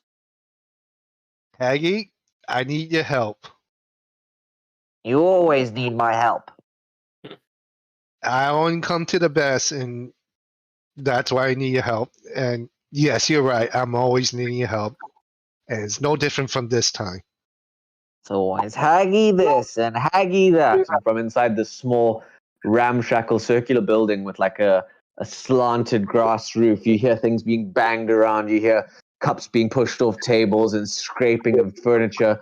Haggy this and Haggy that, and heal my child, and my daughter's got the pox. And what do you bring for Haggy? A smile and a hug for now. Permission to come through the door. For an old friend. The door opens a crack. Just a small, glaring green eye. And not green in a natural sense, green like John's hair. Bright, acidic iris staring at you from the dark crack in the doorway. She goes, Nothing to bark and nothing to say. John smiles and he says, "Well, he brings friends. Though we are not for trade, we do have some trinkets." Trinkets, you say? Why didn't you say so? And the door is suddenly slammed open with like a brush of air. And it seems that you notice a rather small, goblinoid-looking woman, though it's unclear exactly if she's... It's not like any goblin you've seen, that's for sure. Small, acidic eyes. She seems to be wearing a black pointed hat that has a couple of holes and some spider webs on it, and then her entire body seems to be engulfed in this long black cloak that, if you look at too closely, almost seems to move and shimmer. I moved. I'm sorry. Go ahead. Continue. As she slams the door open and stands in front, she says, Well, come on in then.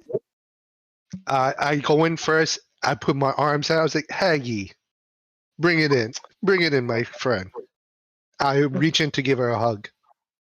she will cautiously accept the hug, and as your arms go in, you feel the familiar crawling sensation across your entire body.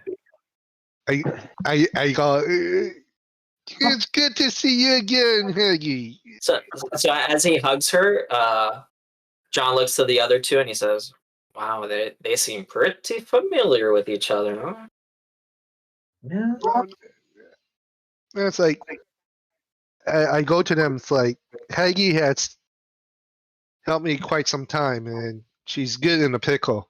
And I'm pretty sure she could help these pups out. Pickle, huh? Yes. Sure. I'm his foul weather friend, I am. Now, come inside, lads. She leaves the door open and sort of hobbles in. Why, thank you, miss. He cautiously steps into her abode. Much obliged. Take off your shoes. Oh, Oh, I forgot. I kick off my shoes and place them outside. Come on, Havel. You gotta let us know about these things, he says as he kicks off his shoes as well. apologies. I don't have shoes. Well, clean your feet.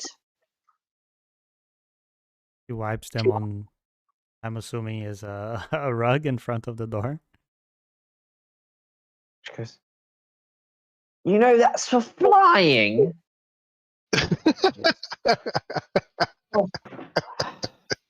Oh. Why? Now, what do you want?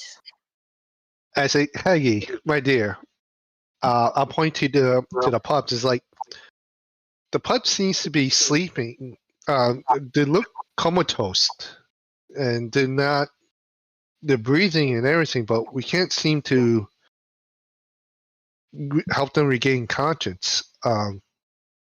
None of my abilities is able to get them, and they try to go to the Church of Dawn, and they seem to be out of luck. Yeah, they wanted to get the Inquisition involved. Ugh, yikes. she looks at you. You bringing the law to my door? No, Haggy. Never. Even You I know create what to do. trouble for me. No, of course not. I get in front of John, and it's like, Haggy. I know the rules, and I know what's at stake. We just try and do the right thing and help these pups. Okay? Because I know you're a good person inside of you. Now, of course, a deal is a deal. Barters or favors for your services. I understand that. Please. So, what do you have to offer? I look at them three as like, Can you help us? Can you awake these sleeping pups? Maybe. what are you What's it asking for? worth to you? Oh, we do have that dried eel that you bought, right? I didn't really take my part of it. So you could give her the dry eel. What else do you like? Friends are funny, aren't they? I thought you were the funny one, Havel. I know. This one, the one with the long grass for hair, he's trying to steal my shtick. I don't know why, but gentlemen, I'm pretty sure it's something else other than the local cuisine, which he probably had many times over since living in the Delta. Right. Well, in that case, what are you offering to her then, Havel? You're the one that I imagine would know what's appropriate, and you said you could maybe help these pups. Right. This Do- one? She just cackles. Because I'm fresh out of toenail clippings.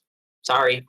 So I get in front of John again, and it's like, Havel.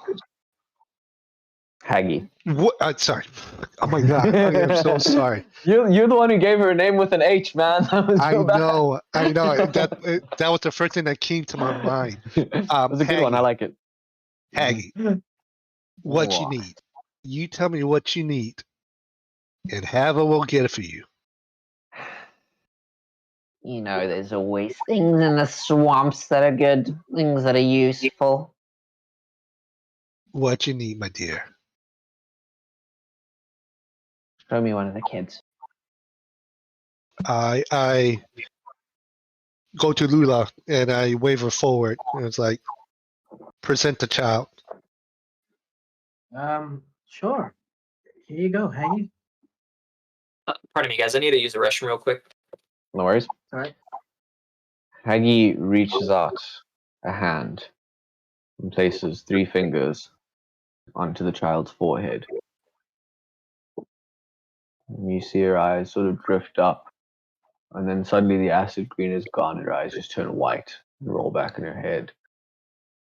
And she looks at you all very seriously. So like takes her hand back.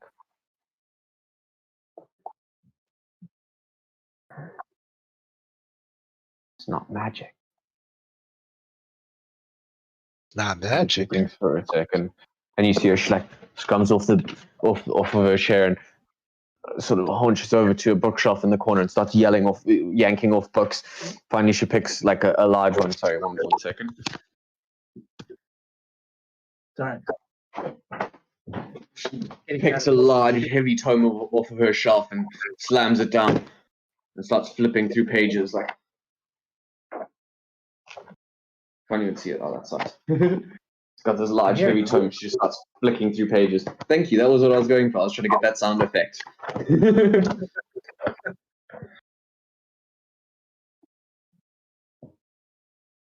This is no intent. She starts to look at you. You all worried. What did you do to them? We did not. We found them like this. We rescued them from a giant, from squid monster underground.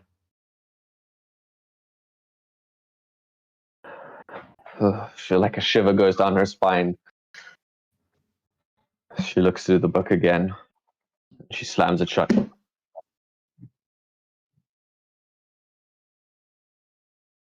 Not a small favor you're asking for, Havel. I can imagine. I think I can help them. Please, Haggy.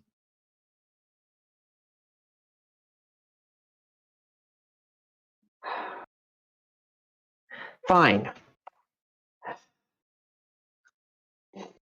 But I want a favor from you. Of course.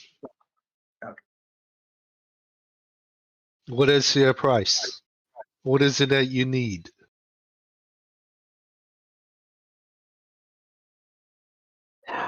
She takes the pup and holds, the bundle in her arm. And she goes, It's alive, but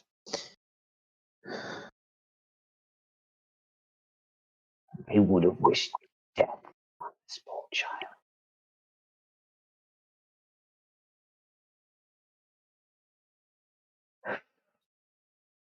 Come on out, Haggy. I know You have done unremarkable things in your life. Perceive as a The test. horror this child has seen. I don't even know if it's fair to. Maybe I don't remember. It's young still. This is no curse. It's no.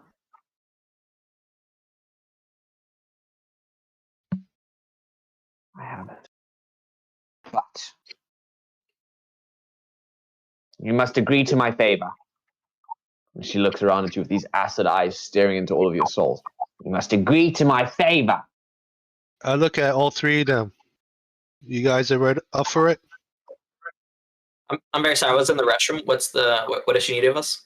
She hasn't said anything yet. She said the gist of it is it's not any simple curse. She flicked through a big arcane tome. She sort of like looked at you guys, said that whatever like the things that this child has gone through, maybe death would be better, and then said, "You must agree to my favor." Okay. Look, as long as it's not like a foot or a hand or something like that, I'm okay with it. How about you two? Aslan, Lula? It might cost you your foot or your hand. In that case, I think I would rather seek help elsewhere. You're not even telling us what the cost will be, and I don't really know you. It's nothing personal, but why should we trust you? I intercede and I go to Aslan and it's like, Aslan, are you willing to do what's necessary to help these pups? Hazel hesitates, or sorry, not hesitate, as he nods and says, yes. Lula? It's not fair what they went through, and I mean, if it's a loss of a limb, they gotta have a life. They have to at least live a little longer. But let's not forget, guys, this isn't the only person in this world that can help these pups. There's other people out there. I Ways. intercede. Well, we have a group majority. We have 3 against 1. You have our promise to do what you can for these pups, and what you ask for, we'll take care of it. You have my word. Well, except you don't get a vote. We literally just met you. And like I said, you've done some things to be suspect. But look, I won't stop you guys from taking this on. And I don't want to be the asshole that doesn't do it, but it's not right that you're rushing us into this possibly life-changing decision and not even giving us all the details and pressuring us for an answer immediately. That's just how I feel about it. Well, yeah. Deal's a deal. Trade is trade. How much is it worth to you? Haggy, it's 2 to 1.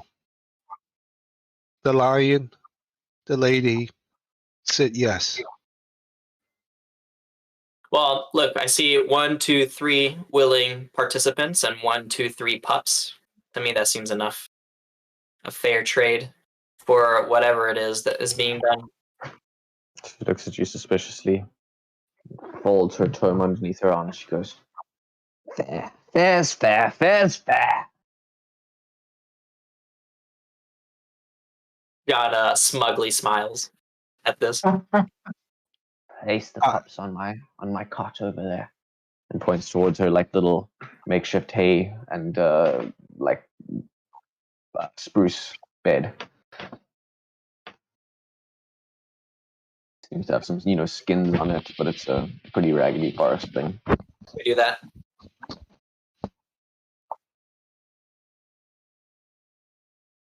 Well then. When you, and she looks at John, like dead in his eyes, you versed in arcana, magic. Do you have powers? I don't know about Arcana or what that is, but yeah, I do have powers, so to speak. What of it?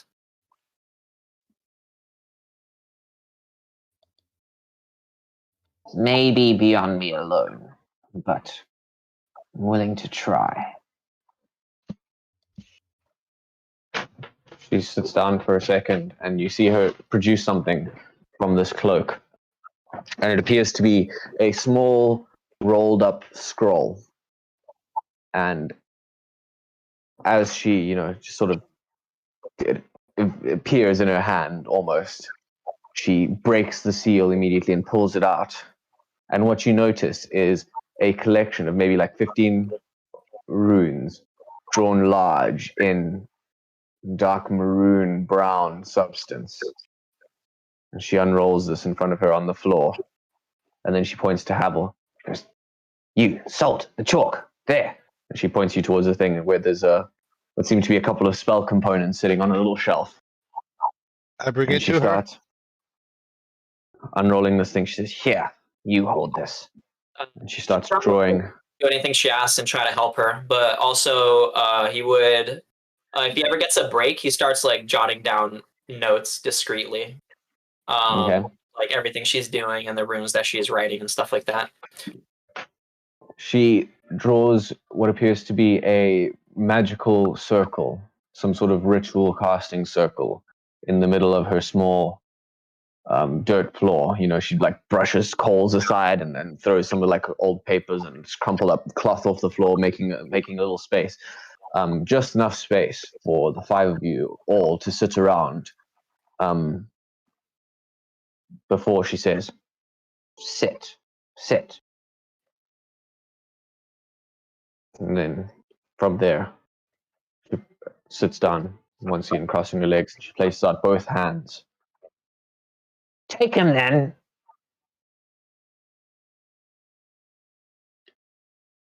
Would you say take them in? The cubs. No, her hands. Oh, okay. John stays out of the circle for this part. She looks at you and she goes, Did you not hear me? I said sit. I'm not part of the deal. Did you forget? This isn't the deal. John, You still owe me.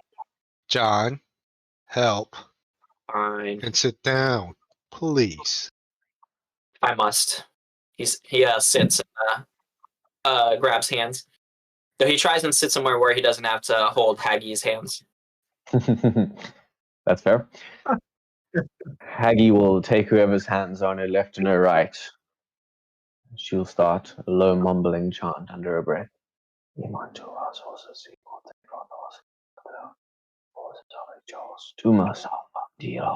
John leans in, trying to make out what she's saying. It's vaguely familiar, though seems distant. Does that make sense? Yeah. It's like hearing if you speak French and you heard someone speaking Italian, you're like, Yeah. close enough, but not the same. I know what you mean. Same but It's different. just same but different. And suddenly you guys feel your hands linked. You can't pull them away. It seems that no matter what, your limbs are now enclosed in this thing. And as you look around you, the room begins to swirl as if some sort of wind has found its way in, even though the windows and door appear to be closed. All of the candles in the room at once are snuffed out. Even the flame above her small hearth in the fireplace seems to flicker and waver for a second. You all sit. And at once, your bodies are grasped forward, and you feel as if your spines, your limbs, your muscles, every bit of you is just completely tensed up. You feel the grips of your hand tighten, though you don't remember squeezing on. And as you do, her chant escalates. Yeah. Through a clenched jaw, John says, "It's happening!" Oh! And he groans and strains.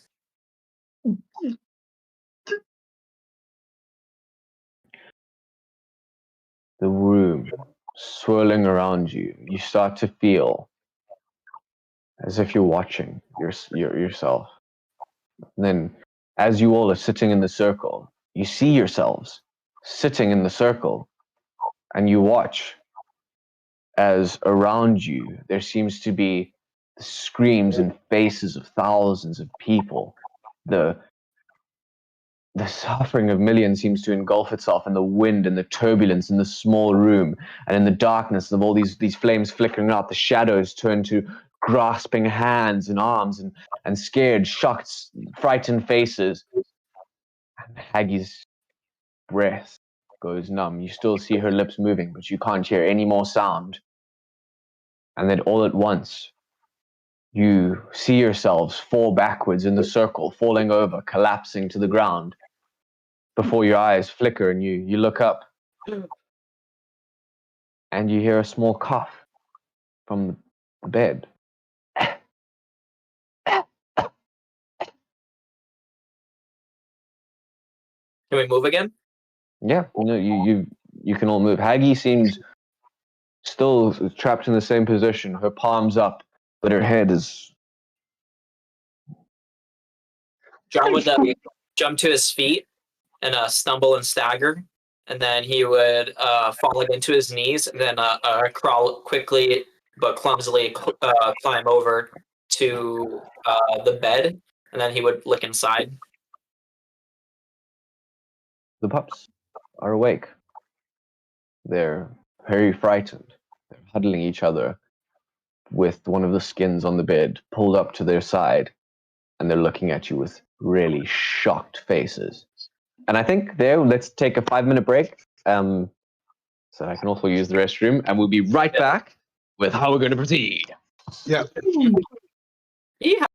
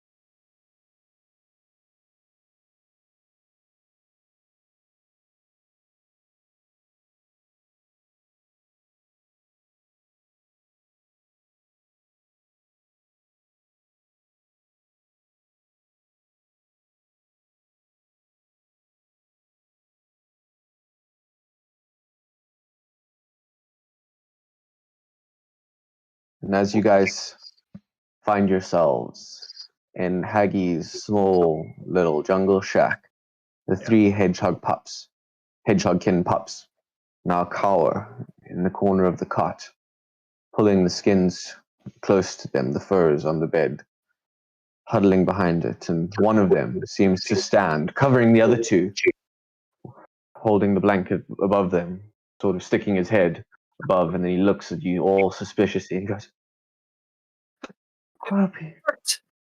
Where are we? In Beast Folk Commons. So Aslan, you understand. Oh yeah, shoot. Aslan will try to step forward with a hand or an open palm and say, We are here to help you. If I'm not mistaken, Havel also knows Beast Folk Common. Right. I look at 3 of them and I speak in Beast Common. It's like, don't worry, young. You're in good hands. Other than this fine individual, I put my hand on Aslan's shoulder. There are 2 others who are helping us, including myself, and you have nothing to fear. We will treat you well, and we'll get you back to your families as best we can. I walk away and I look at, I check up on Haggie. She's still slumped with her head down, right? She's still slumped with her head down, but as you go to check on her, she tries to whisper something to you. Aslan, as you hold your paw out to the hedgehogkin pup, the one seems to raise the thing almost to defend the others, pull the blanket up and put himself before, and he goes, You're going to take us home? And he looks between the 2 of you. He nods. What are they saying? Are they okay? Are they hurt? They're okay. Oh, good. Oh, Well, I guess our biggest challenge now is keeping them quiet. Haggie whispers under her breath to Havel, Help me with my coat. Help me out. I assist her. I need to rest. Make some space on the bed. Her voice comes out weak, barely a whisper. I put her in. Is it the same bed as with the pups? Yeah, that's the only cot in the room. Okay, and I carry her. I go to the pups like, hey kids. I think as Aslan sees this, he'll probably pick up the pups, like all 3 of them, or he'll try at least if the pups will let them. Right. One will start crying as you pick them up, but they will go. Yeah, he picks up all 3 and then he hands the crying one to Lula. you're both great. John looks amazed. Plugs his ears. I lay down Haggie, and as she's comfortable, I run to look for something to give it to drink. As you sit her down to lay her down in the bed, she holds herself with one arm and she goes, My coat. I bring her coat and something to drink, and it's like, No, so you reach to take off the coat that she appears to be wearing, and as you reach to take off the coat, your hands touch the fabric-like material, and then as soon as you seem to lift the coat off of her shoulders, thousands of black rats scatter. You can hear them squeeze as they disappear everywhere into every crevice and crack that the room has. And like that, the black crawling coat dissipates. I'm like, whoa. Yeah, this definitely freaks out John, and he's dancing around trying to avoid all the rats swarming around him in that moment, and then he jumps up on like a stool or something to try and get off the ground. Okay. unflinching, I offer a drink to Haggy and say, Haggy, drink up. What in the nine? Quiet. She weakly takes a couple sips. She whispers, only Havel can hear. He'll be hearing from me. You owe me 1.5. I know. And I will. I appreciate it. And I lay her down. I leave the cup beside her. And I was like, well, guys, she did her job. And when she comes calling, it's best for your sakes that we honor whatever she asked for us. You mean And, your sakes? Because I wasn't part of the deal. well, you are now. Nah, that wasn't the deal. But it's okay. I'm with you guys. We're in this together. But I'm just saying that if she comes for your firstborn, I'm not giving up my firstborn. As I open the door, I direct everybody to walk out. Behind the door, I'm going to take a small parchment. I'm going to give a nice detailed description of Jon. Here, spectacles, height, weight, everything. And it's like, you need to make a pincushion out of this one. And I roll it up and I put it right next to Aggie. Wow. So as he comes out, John says, "You're in there for an awful good time, huh? Were you tucking her in extra tight?" Yes, I would. As a good friend would. So is that what you are? Sending us to the rat lady? Goodness sake, man. But you know, I gotta give you credit. It did work. Let's just hope the cost isn't something great. What costs? Is there really a figure amount to bring back these 3 little ones to I was almost near death, and you want to put a value on it? Look, I never said this was worth any. This was a matter of coin, because you know that money is no object to me. But yeah, I do fear that the saving these 3 little ones could jeopardize our whole mission, could jeopardize the whole colony, maybe the whole world.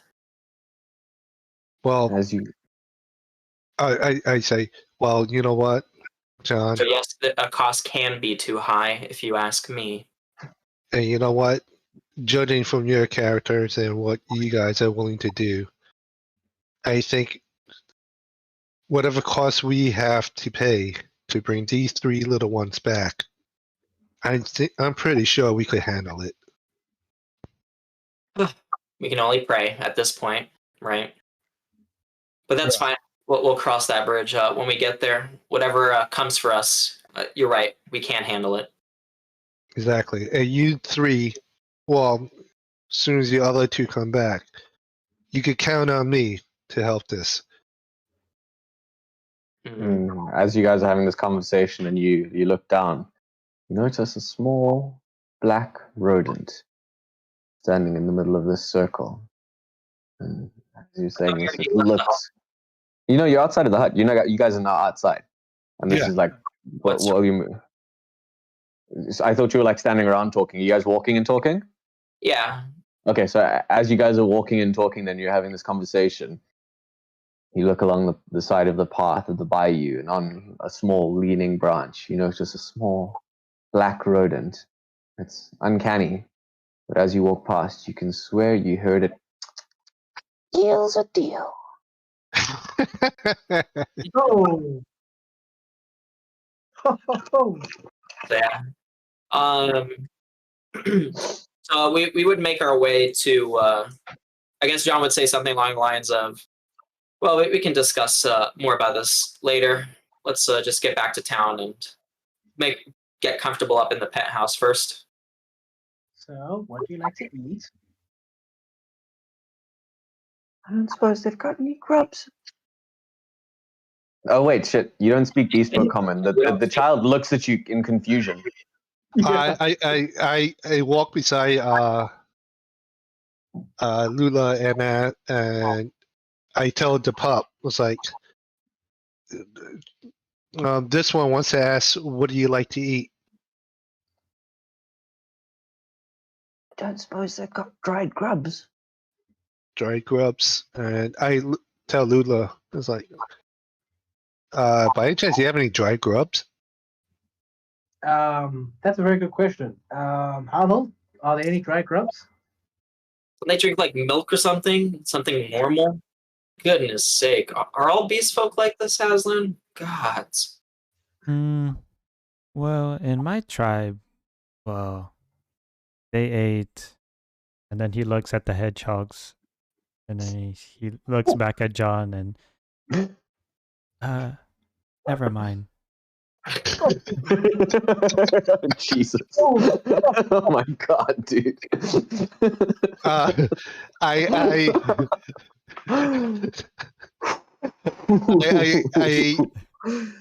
take out the. I think we have one dried eel left, right? At least, yeah. So I put it right next to the hedgehog's nose. It's like take a whiff of this. See if you like this. Smoky. And they like reach out and grab it and start munching Whoa. at it.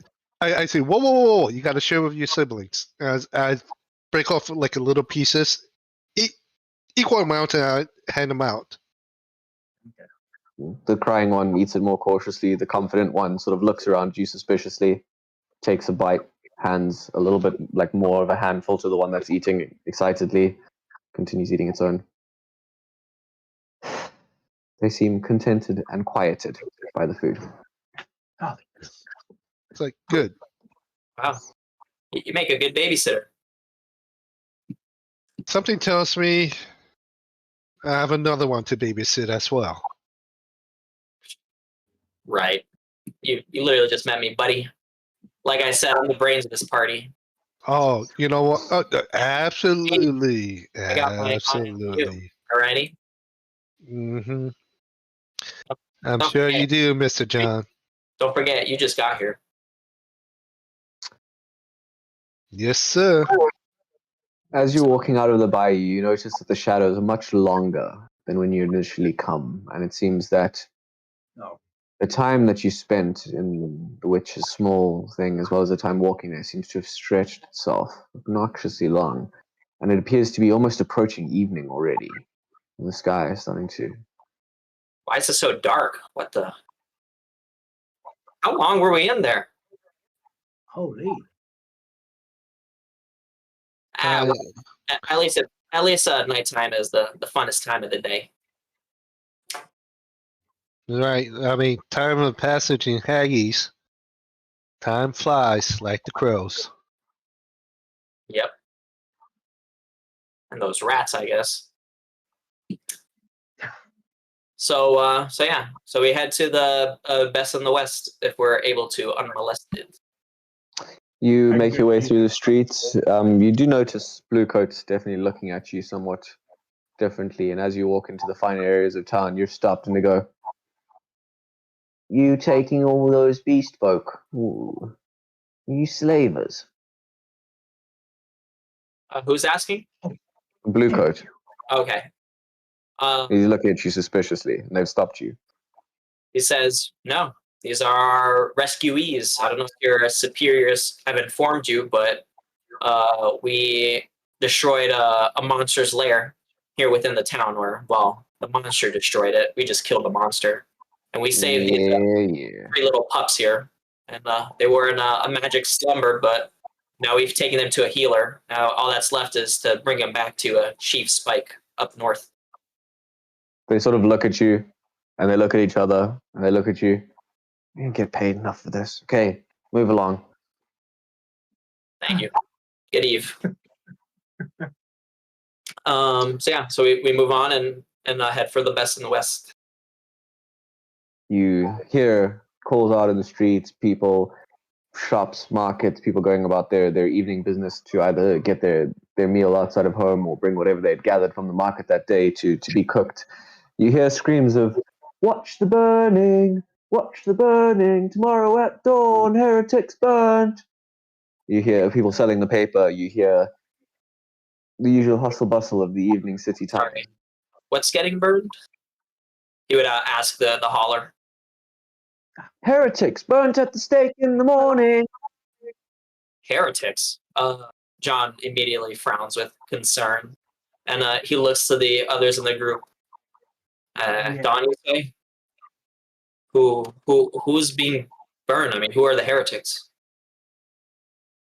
Well, just between us, I heard there was some bluecoats. Oh, a blue coat. Okay. I'm not that worried then. Thank you, sir. Have a good day. Have a good evening. And then he begins walking off. Everybody's got a preference. Watch the heretics burnt at dawn.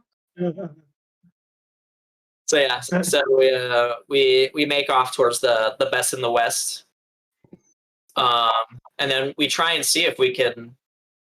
Actually, I think John would ask for the pups to get into his coat, but he has his bag of holding in there because he wants to sneak them up into the room because he doesn't feel like having to convince Barnaby. He just rather asks for forgiveness and in case they get caught. Yep, that's reasonable. All right. So you would say, hey, little what? Hey, either Havel or Aslan, would you mind asking for the little ones to hop here into my coat so that we can sneak them up into the room?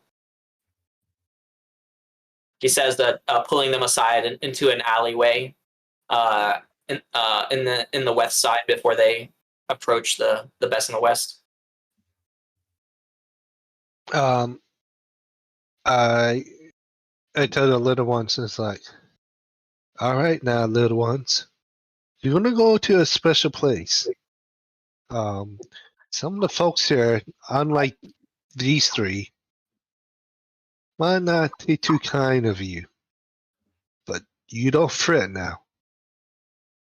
You're gonna go inside this man's bag for a very short time, and before you can even blink and breathe, you'll be out with us, okay? Now, I don't want to force you. I want you to go willingly. So you're going to have to trust us. Goodness sake, man. Just tell him to get in the coat. You hush now, in common folk. Now, you like that? You like that dry eel I got you before? I'll get enthusiastic. When you come back out, I'll have some ready for you. Entertainers, man. Goodness sake. They always take the scenic You route. have no idea what I'm saying. You be quiet. Yeah. All I know is that you're saying lots. the crying one starts crying again, but the confident one gives the crying one a hug and sort of we'll go. Okay. I go to John. I give him a scout look, and I was like, and I motioned Aslan and Lula to put the pups in. Yeah.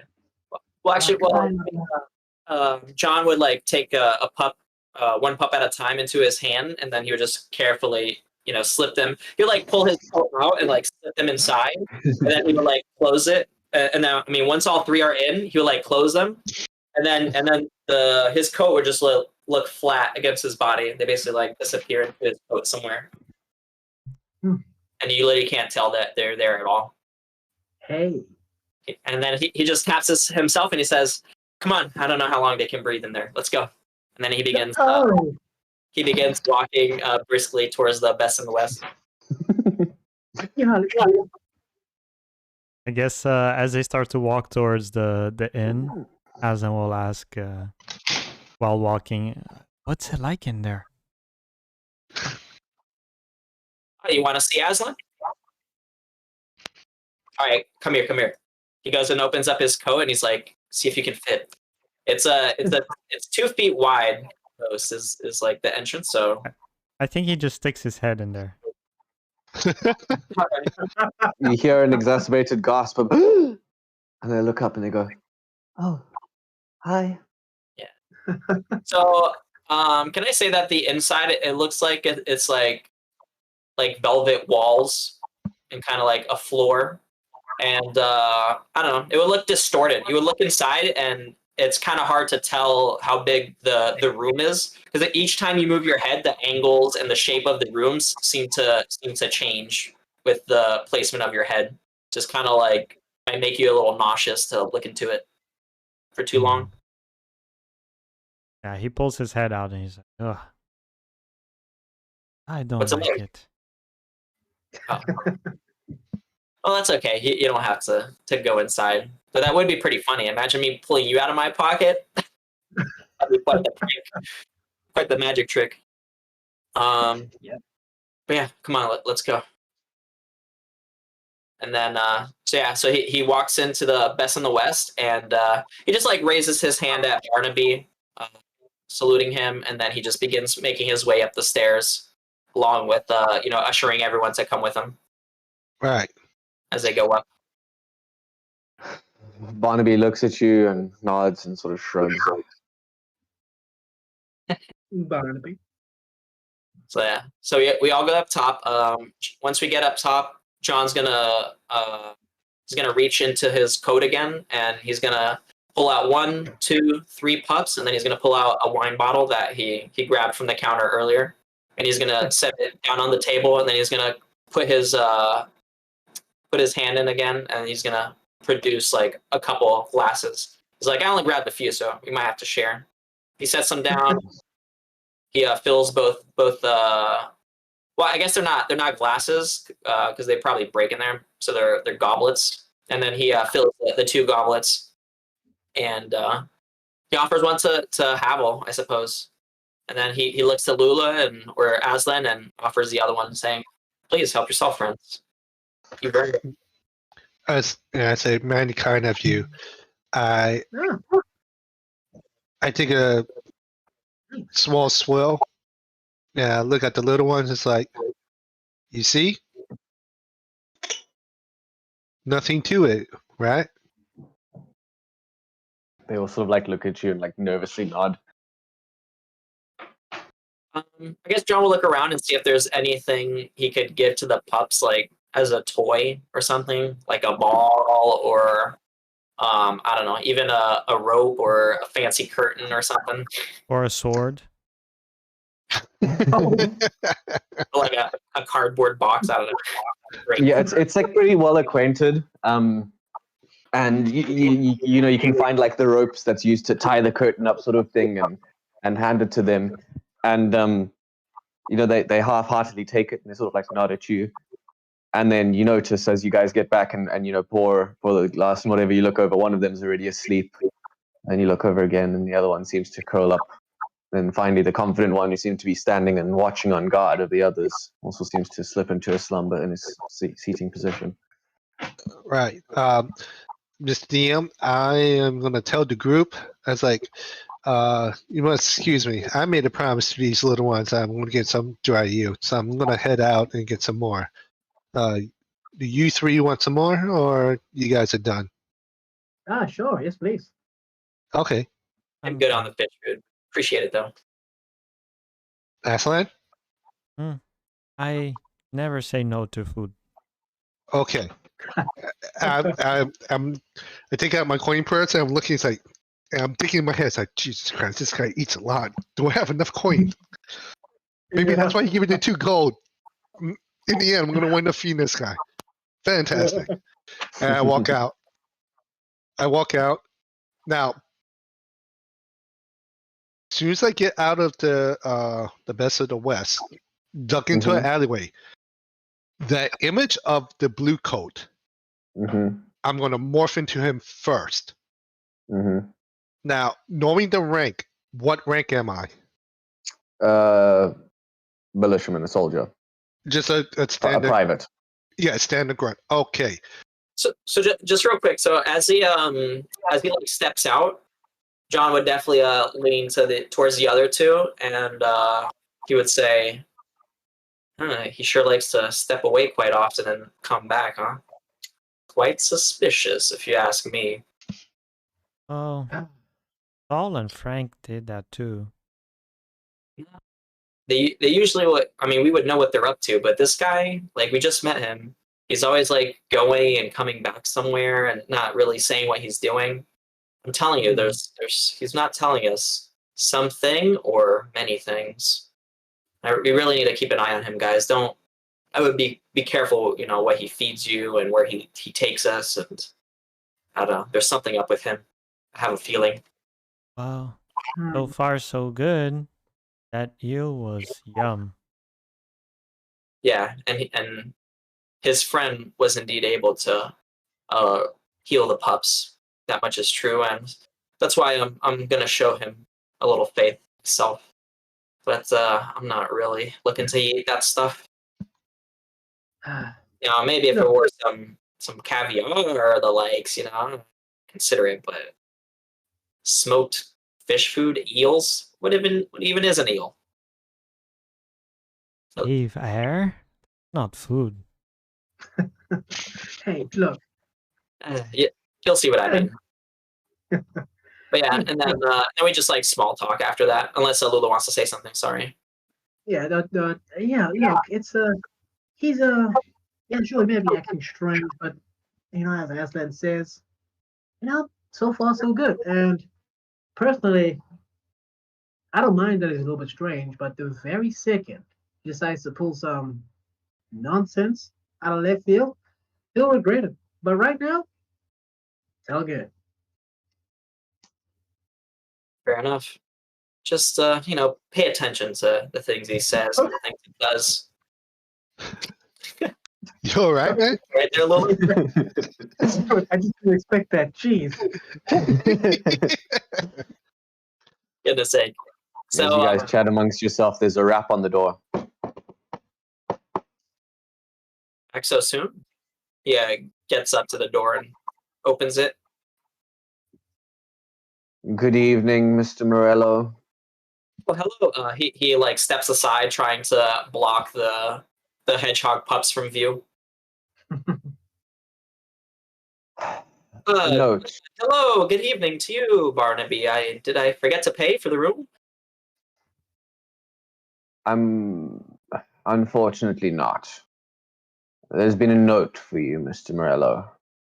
And he hands over a folded piece of paper. Yet another admirer. I appreciate those. Thank you so much, Barnaby. Of course. Good evening. And then he walks away. Nice to you. Before he goes and he says, wait, here. And he puts a gold coin in his hand. Thank you. And you. Good evening. How much money, as he like closes the door and walks over to the group, he says, how much money do you think he charges for a smile? I don't think there's enough gold in the colony.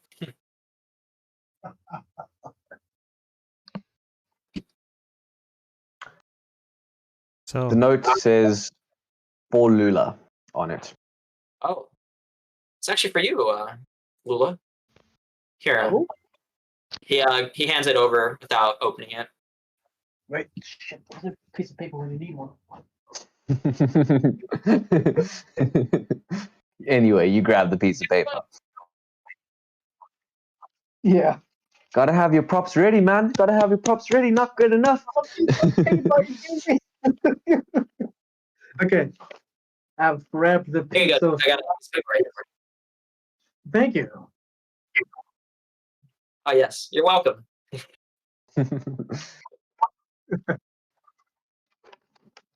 Lula opens it. I'm fine. Stay safe. I'll come see you. I'll come find you soon. That's all it says on it.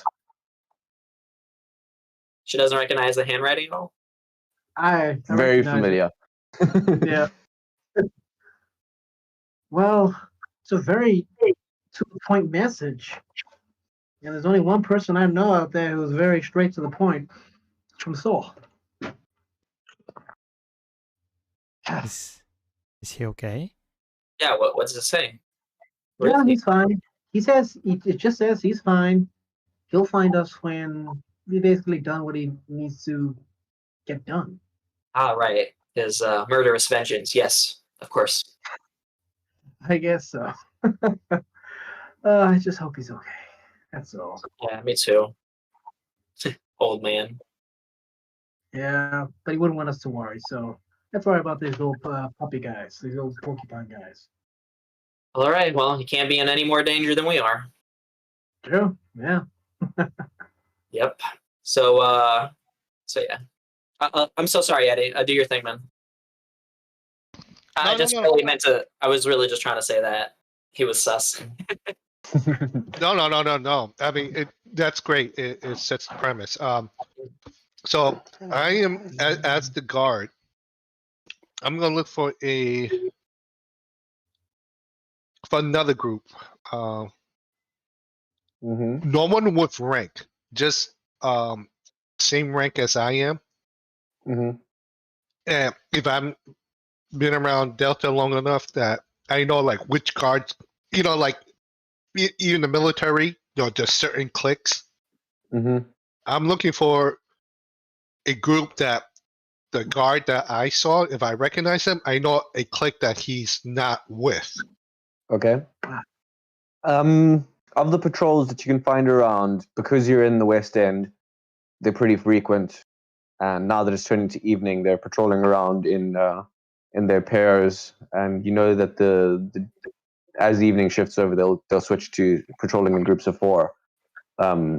So as your time runs short, you see a pair of guards that you vaguely recognize as probably not friends with this particular guard.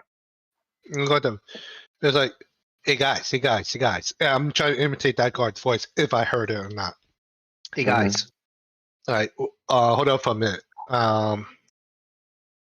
We just got an update from the HQ. You know those guys that were like down in the sewers, and the one with the fuzzy green hair, the big lion, and the girl with the crazy hairdo. You know what I'm talking about? They look at you confused, and they look at each other, and they look at you, and they go, I don't think so. All right. It's like, you know what? You guys are supposed to be updated regularly. Sarge They look at each other. Did we miss a brief? I guess so. I mean, you know how it is. Sometimes, like, nothing's working right. We're always misinformed. I mean, it's the end of the patrol. Shit happens, but they sort of look at each other and look back over you. So, what's the deal? What you need? No, no. I'm telling you, it's like they say that keep a low profile because there was a group that followed them out almost near the bayou, near that crazy witch doctor lady. They blew the cover, and now we're known. So right now, command says keep a low profile and spread out amongst the rest of the guards to keep a low profile and leave them alone for a while. You understand? Now, Right. if you want to go against Sarge, that's up to you. I'm doing my part because to inform you people to lay low and let everybody else know. They're supposed to check in and whatnot, but the Sarge is supposed to know this is coming up way above even the captain's orders. Now, if anybody question it, that's on them. But would you like to make your roll?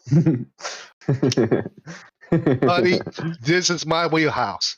If I roll a 1, I am so throwing my phone out the window. That's a big claim. Skills. What do you want? You want persuasion or you want deception? You tell me. I'm going to use persuasion. No, I think that's It sounds like a lie, hey? Yeah, that's a straight up lie, bro. What? Yeah. God damn it, Kyle. You're not trying to You're not convincing them. fucking deceiving them 100%. All right. Bam, 21.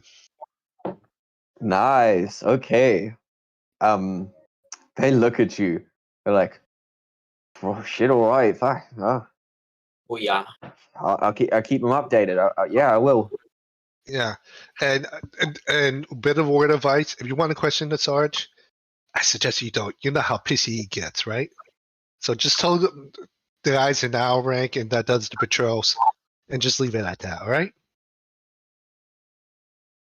Yeah, right. I mean, we're off duty in about half an hour, but I'll tell them. All right. remember, keep it. Don't question the guard. Don't question Sarge, the lieutenant, or Cap, unless you want a whole word. You don't want this in your ears all night. Yeah, I know the Cap. Yeah, all right. Thanks for the tip, mate. You got it. I'll see you in a bit. Duck into another alleyway. Change back to Havel. Go to the eel lady, the eel vendor. Grab another 6. and go back to the best of the West. He's like holding the eels. He's like, God damn, this is really tiresome. And Was a bard, now he's a fishmonger. yeah. And honestly, I thought I was rich with the 2 gold getting from Aslan. I was like, you know what? This 2 gold is all gone. Yeah. You're able to acquire yourself some more of this smoked eel. Yeah. And I go back in and says, Barnaby, you would like one? No, you may not. And I just walk away. Barnaby sort of looks at you and he's about to say something, and then he's just like, he lives for 700 years. He still doesn't have the time for that. And I knock on the door for the room, and it's like, Rips.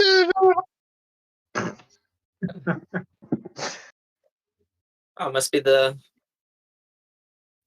one of our other fans. John says as he gets up and goes to the door and opens it. Oh, hello. You see me with 60 eels, and it's like, nah, not a fan.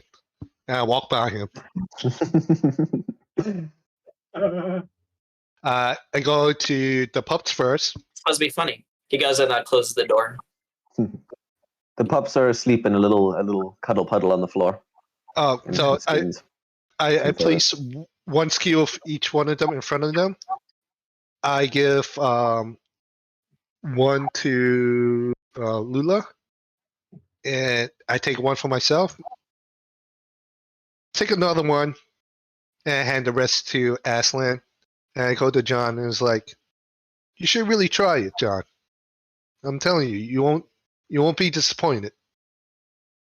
I think I've already made it clear that I'm not really interested in your plan. I take a bite of one, and I hand it to him, and I swallow it whole. It's like, I'm still living. I believe you. Anyways, actually, when he says "I believe you," he would do it telepathically. So you would hear him speak, but his mouth doesn't move, and it sounds like he's coming from somewhere different from where he's standing. And he would sit down in front of you and lower his glasses, and he says, "Now let's get down to business, Havel." And as he's like speaking to you, you see that his eyes are a bright green, like his hair, and they are most certainly aglow. And I don't know, it's unnerving to look into his eyes. And he would say, "Now I'm going to need you to look into my eyes and not resist."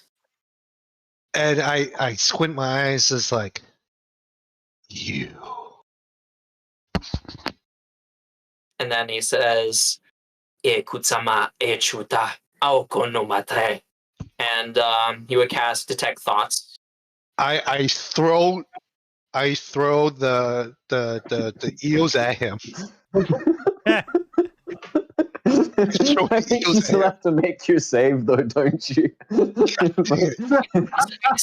guess we could roll for initiative, right? For something like that's this. fair. Yeah, that's fair. We're going into combat, but just to see who acts first. It's basically a dex. That's fair. Yeah, no, that's a good idea. It's gonna be a 15. No, at the very last moment, it's like. Boop. Okay. Yeah. All right. So so you throw the eel at him. I guess John, like, since he has his shades down, he's like, he's like, God damn it, to my eye! What the hell?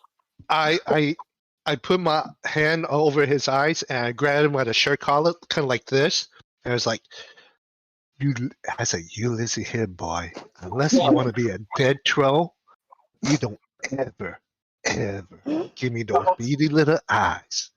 You understand me? Okay, I'm gonna give the others a second to react. Are you guys doing anything? I think Aslan stands up for a moment. As like from just as a reaction to the noise, but then he sits down and continues eating his eel. As he watches it. Oh, wow. Okay. Well, so here's the thing, right? So like he threw the eel, but as soon as he sees Havel like stomping up to him to like put his hands on him, like he would definitely react and try and not get grabbed at that point. Okay. Yeah. So grapple check, I think, is probably the easiest way to do that, right? Yeah, I mean, it's what it sounds like, right? Yeah, absolutely. So roll to grapple then. Was it strength save? Athletics versus athletics, acrobatics on John's end. Roll athletics. I roll acrobatics, and that's a 4. Oh, you know what? God damn it. So athletics for me, which is a 0, and this a 6. John struggles like can I say this? So he does it. He like throws the eel. He hits John in the eye, and he like steps up to him. John tries to react, but he like stumbles on his own chair because he was trying to go backwards, but there's a chair right there, and Havel comes in and he kind of like falls with him, like on top of him, and then they're both on the ground, like awkwardly positioned, like over this chair. And Havel says what he said, threatening John. John says, "Lula, Aslan, get this guy off me!" Ah! He's like struggling. You don't even need to say that. You don't even need to say that because as soon as that whole shebang goes down, Lula's gonna stuff whatever's left on what she's eating in her mouth and go up towards Havel and just yank him off of John. Okay, make a shove roll then. Yeah, athletics versus athletics or acrobatics. So who's athletics? Lula's athletics, and then Havel can choose. Got it. For fuck's sake, another one. Dude. Not Lula's day, huh? I wasted a crit.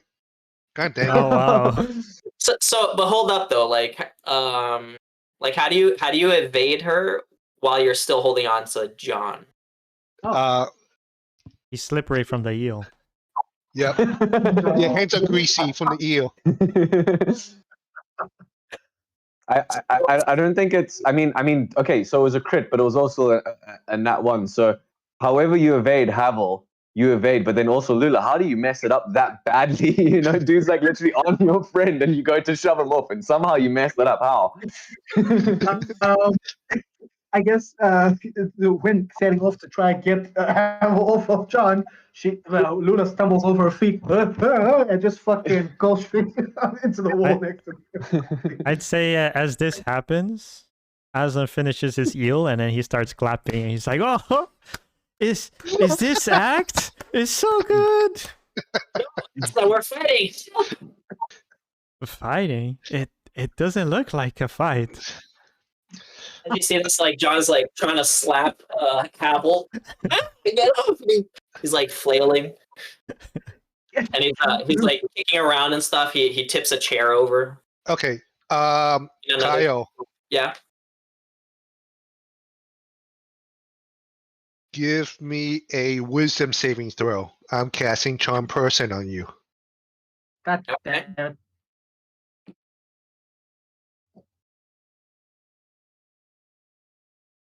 Am I supposed to see everybody's roll, or every roll is private? You should be able to see everyone's. Yeah, you can see everyone's. That's a 21, buddy. If you're on your phone, you might not see it. That could be the issue. Okay. 21? Yeah. Yeah, you beat it. I was like, God damn it, you're a tough motherfucker. I was like, listen here. I don't like being probed. I don't like what you're doing to me. If you can't trust me, then maybe we should part ways. Yeah, maybe you should fuck off. Yeah, you know what? But there's one thing we gotta do, and we do it together. When Haggy calls and cashes in her chip, and she wants that favor, you owe it. And I look at Aslan I know. and Shit. Layla. That's all you three. Lula. Thanks for your help, buddy. And it's like, stupid bastard, I could have helped you. Distrusting motherfuckers. And I walk out the door. Yeah, says the man with everything to hide, apparently. Lula's gonna shout, "Wait! I got a suplex for you!" Oh, on the floor. Aslan will say, Havel, wait. I'm walking out. I'm like entirely infuriated. The simple fact that one, something was being cast on him, he'll recognize it, and two, the simple fact that he tried to cast something on Jon, but it got resisted. So he knows that he's dealing with someone that's just as either equally or possibly stronger than him. So he's pissed because he's used to having his way, and he can't. Oh, we got That's fair. Yep. So he's pissed, and he storms out. Okay. The other three are left. Jon, well, if he doesn't close the door, Jon would walk over. Actually, he wouldn't even walk over. He would just telekinetically touch it with, close it with a wave of his hands. As he spins around all in one motion. What the hell, man? I told you there was something fishy about that guy. What did Why you did do you to just him? The guy was. I was trying to read his mind. I was trying to figure out what he was fighting to see if he was dangerous or not. And you just stood there laughing. Aslan, I'm disappointed. I thought we were friends, and friends defend each other. I don't know. I just. Look, Aslan, I'm just saying for next time, if that ever happens again, you're supposed to protect me, buddy. You're supposed to be my bodyguard, he says, and gives him a really soft punch in the arm. He nods and he says, I'm sorry. I thought it was an act. It's okay, buddy. We all make mistakes, but for next time, do better, okay? He says, patting him on the back. He nods, and then after he nods, he says, was that really a fight? I just can't believe it. It was a very pissed fight, but yes, it was a fight. Not my brightest moment. I didn't expect all that. Goodness sake. You really caught me by grabbing me in the face. How did he know? Havel will try to pick up Lula. Lula, you okay? I think I broke my nose. Let's see, Lula. Let us see it. Aslan will do a medicine check on it. It's very clearly not broken. There is a single blood coming off the bottom of it, like when you fall. Jon looks over and sees that she's fine, and he also says, "Don't worry, you're still pretty." And then she leaves the room out of embarrassment. I think I know where Lutando's going, and it's totally going to be worth it, but it's also kind of a waste. As sorry, as Havel leaves the bar. Yeah, no, I saw that one coming.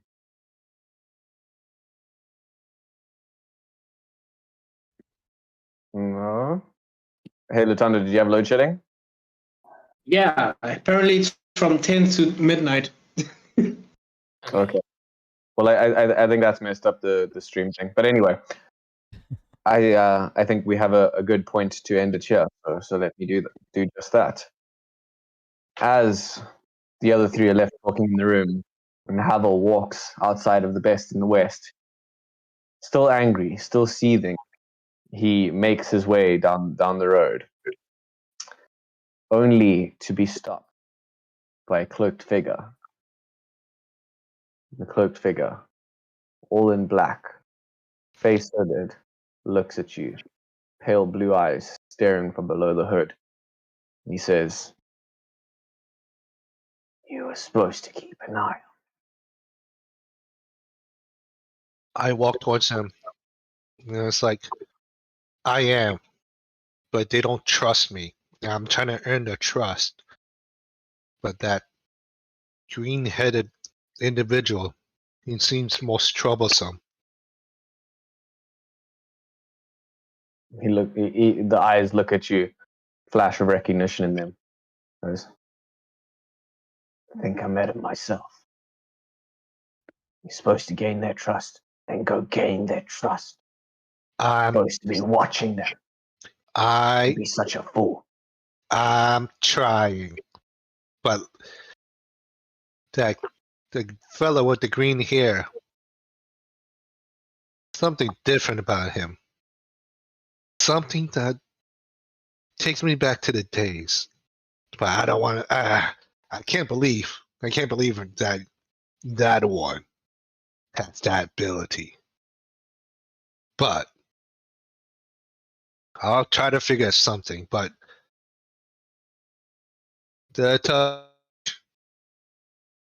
but I'll do as I was told, and I'll get their trust.